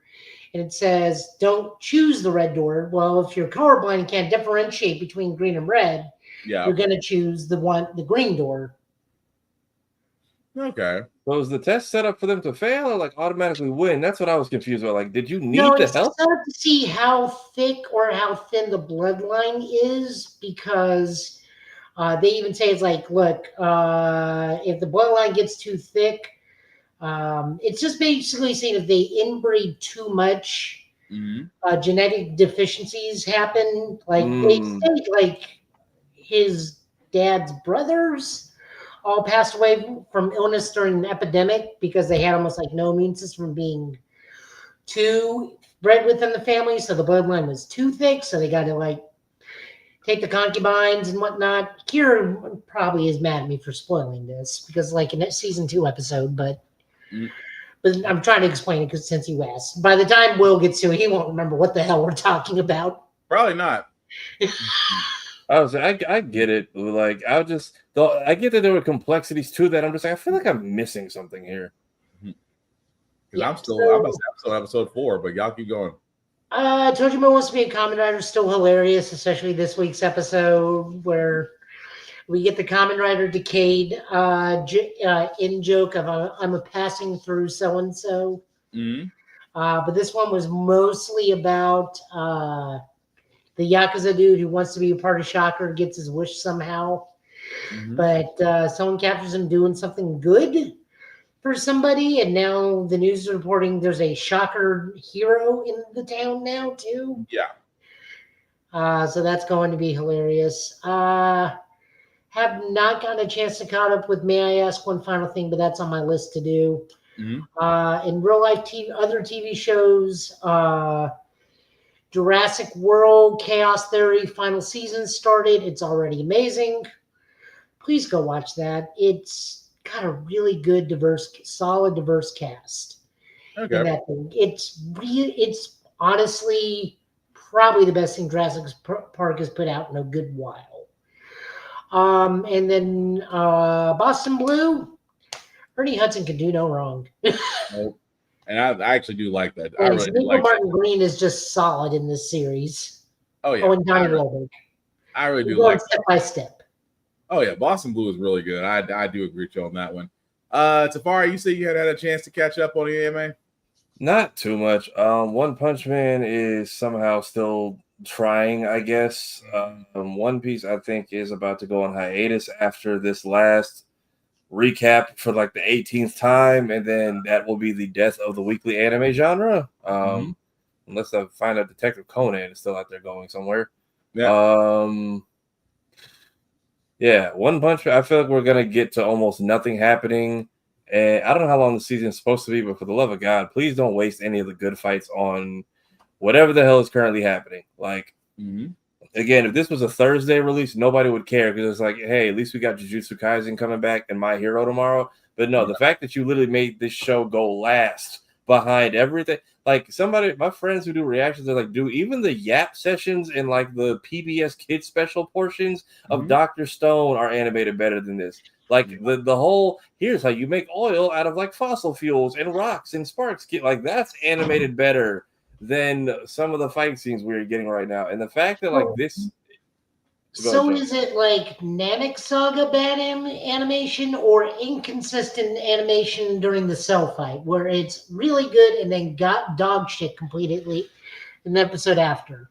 I'll be honest, I couldn't pick up on any of it until Kai came out and like, look, I'm smooth. I'm like, dude, I don't see shit. I can tell it's like the animation is more pretty, has a new layer of paint on it. I couldn't tell until they came. I was like, no, these were broken. I'm like, cool. American kids didn't know. We just took what we could get in 2003. Very much. But to that point, no, it's worse. It's like if I'm able to realize how bad the animation is, and I never complain about the shit, if I can see how bad it is, and it's not that the animation is bad, it's the fact that, again, one more thing, Gachakuda, which just had a great hand-to-hand combat scene, My Hero, Spy Family, and if you're binging shows, like you're waiting for the season to be over, Kaiju number 8, Don to Don, Dr. Stone, Fire Force, because that's what, and I can't watch My Hero and pretend I didn't, or I can't watch One Punch Man and pretend I didn't just see that shit. So like, and it's the fact that like we are in Shibuya arc level territory, and this is the treatment it's getting. Like everything in the show has been building up to this point, and we are wasting some of our best material with like the worst, most like budgety of budget shit ever. Yeah. So it is bad. Yeah, and I'm not, you're not lying on that one at all. I know for me, honey, can I have my headband? Thank you. So I know for me, not a lot in the world of anime, because I know just to piggyback off what Joe said, Toji Wants to Be Kamen Rider is good. May I ask for one final thing? This last episode definitely won up to everybody. One Punch Man needs to pick the crap up as soon as humanly possible. Apothecary Diaries, I am on episode 4, not as far as everybody else, but I like it so far. A new one I picked up, Togen Aniki. It's like Naruto, but instead of actual chakras, it actually uses blood as a way to get around. So again, if you haven't seen it, it's on Crunchyroll. Highly recommend that episode as well. She's supposed to be asleep. Well, she was asleep, and then she woke up, but that's my daughter. But yeah, overall, and also Kamen Rider Zets, which again was actually good too. Joe, I had to give you credit on that one. He is going to wind up being the other rider in the series. But yeah, that's as far as what I have from my end for TV and anime. So beyond that, guys, are we ready to go into comics? Yep. Oh, I was going to say it's like 2 o'clock. I figure we're at past our 2 hour mark. I figure we were just going to call it. Yeah, we really should, because I'll just say go read Deadpool Batman, go read Power Rangers Prime. That's actually ending in 4 issues. Series is getting canceled, unfortunately, to my knowledge, or they're rebooting into something else. I don't know what's going on over there. Sonic was fun, Wonder Woman was fun. Both the Spider-Mans were good, but go check out Batman and Spider-Man, the Marvel written one. Okay. Well, with that being said, the baby is mobile. Yeah, Zuri's mobile and very mobile. But as we are wrapping this up, we definitely want to do shameless promotion as usual. Tafari, sir, I will start with you because I think this is the first time in a while that you can sit there and say that you're at home. But what are you up to? Where the people can find you, sir? Yeah, dealing with my new setup, as you can see with all the posters. Now that my brother, it's been a busy week. Finally back from Florida. Sonic Expo was great. That was my first creator experience. It was me, Aggie, Justin Decisive.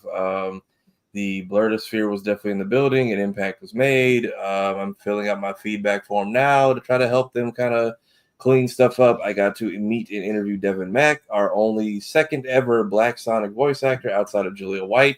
The interview is now live on the Blurred's Eye View channel. It is actually very cool, very interesting, very kind individual. Very happy. Actually, we were he was on his streaming before I got on here. We actually ran a round of Crossworlds and came in dead last. But hey, I did my best.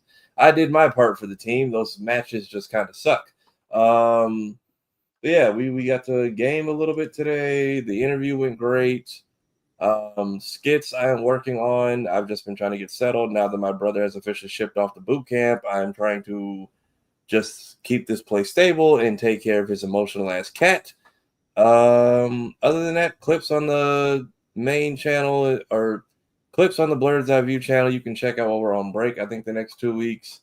Enjoy your Thanksgiving. We will be back, I think, the week after, possibly, on all pages. But yeah, and then alternating between my main channel and a gaming page I have started just so the notifications are kind of spread a little bit more. And maybe the gaming channel I will finally start either Jack X or what was the one or Horizon. Maybe that'll be my first like series that I do over there. All right. No, thank you for that, sir. And Joe, let people know what you're up to and where they can find you, sir.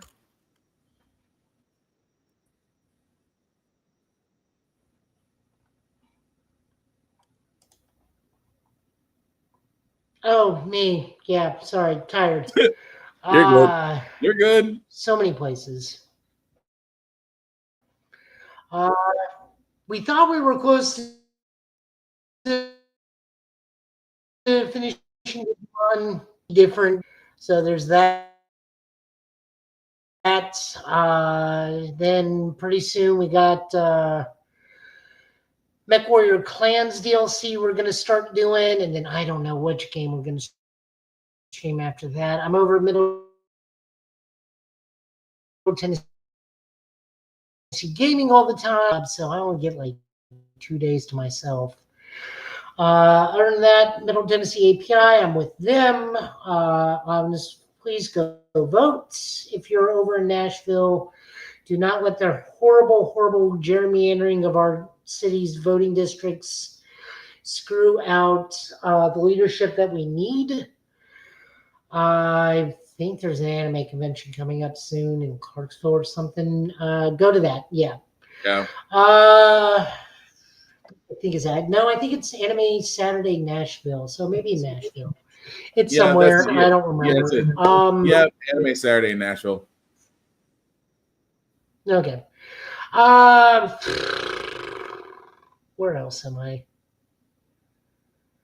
I put out another live stream on TikTok, just general chatting. I guess that's what I'll use it for if it's not cosplay stuff, because I don't have the editing software or know how to do anything beyond posting a picture or hosting a live. So if you see me, come say hi. Tafar and I will probably get back to Ultraman pretty soon. It's just, the holidays keep both he and I bumping, so it's just kind of hard to sit down. But the show's still fantastic. The English dub just started too, so we may go back and look at the English dub to see what we think about English voice acting. I bet it's probably not the union people, so the voices are going to be weird and different.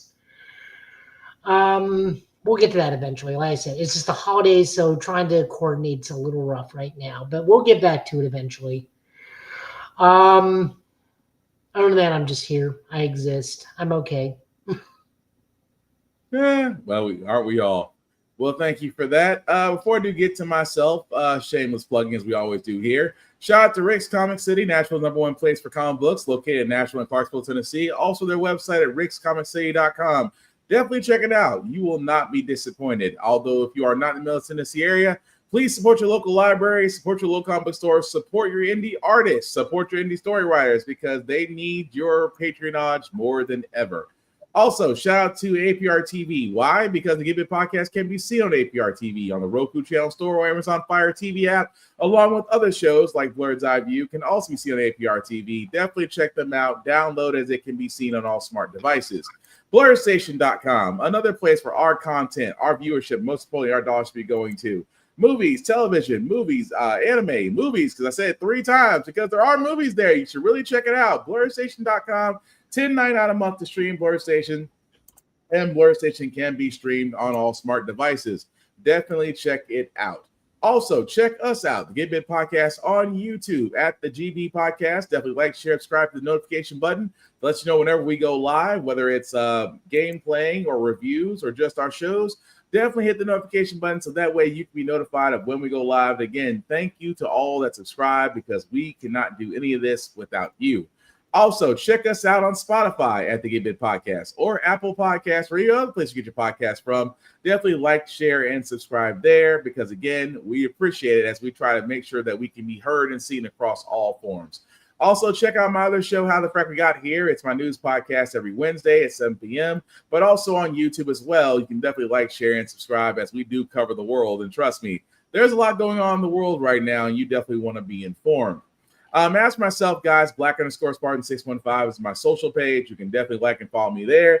Just don't be weird. I don't want to get to the whole habit of blocking people. Just being honest. At the same time, guys, it is the weekend, so please, I understand folks want to get out before the holidays. Folks want to enjoy themselves for Turkey Day. But above all else, guys, please make smart decisions. Nobody wants to be in jail over the weekend. Also, the rules still apply for cosplay. Cosplay is not consent. Please treat people like human beings. And I do mean that because, again, a fellow cosplayer unfortunately lost their life by their own means only because of online bullying. I cannot stress this enough whenever it comes to that we here at the Give It Podcast do not tolerate bullying in any sort, form, or fashion. It takes courage and strength to either dress up in something that you created or pay to get something created for you to go out into the world and be able to enjoy exactly what you've made. If you decide to bully someone just because you don't have the guts that they do, please keep it to yourself or you will get stomped out. Also, please, hygiene is important. Soap, water, deodorant are still your best friends. Clean clothes would help out tremendously, especially as we get into cold and flu season. So please, cleanliness is always expected and would most certainly be appreciated. And the final thing that I have for myself that I have for everybody else, be nice, be kind, talk and share your fandoms. Don't be a bad person and you won't get jumped. I know it's not what I usually say, but my daughter's here and she's a tape recorder, so I can't say what I usually say. But with that being said, guys, it is the holiday season as far as Thanksgiving the next week. We will not be coming back this Thursday because, again, it's Thanksgiving. Whether you celebrate it or not, it's a good time to turn around and enjoy it with your loved ones, your friends. Whether it's Thanksgiving, Friendsgiving, it's a good time to go out and just enjoy and be around each other. Also, Sunday is the time where you take your turkey out of the freezer. I'm just saying, we don't want nobody to have any fires. Please do your deep frying outside and away from the home. And again, you only need 1 gallon of peanut oil. So again, if you are deep frying your turkey, please be careful. Do it properly. Do it safely. That's all we ask. At the same time, we will be back the week after Thanksgiving because we'll be close enough to the Video Game Awards to see what happens there. But aside from that, guys, again, enjoy each other. If you can, if you got friends, enjoy with them as well. At the same time, just, and don't doom scroll. Enjoy the world. Get outside. Winter is coming. But fellas, as we wrap this up, any last words we call tonight? Yeah, cosplay's for everyone, man. Protect your mental health out there. This situation is unfortunate, and that should not have happened. Take care of yourselves. Be kind to one another. Very much. Joe? Yep. Wear a mask. Feel sick. Go get vaccinated. Go vote. Definitely that. Well, with that being said, I've been Spartan. He's been Joe. He's been Tafara. This has been the Give It Podcast for tonight, guys. Thank you all for watching. Please take care of yourselves and each other, and I promise we will all get through this. Live long and prosper, guys. We are out. Enjoy your turkey or whatever you eat. But again, have fun. See family. Tell somebody you love them. Peace.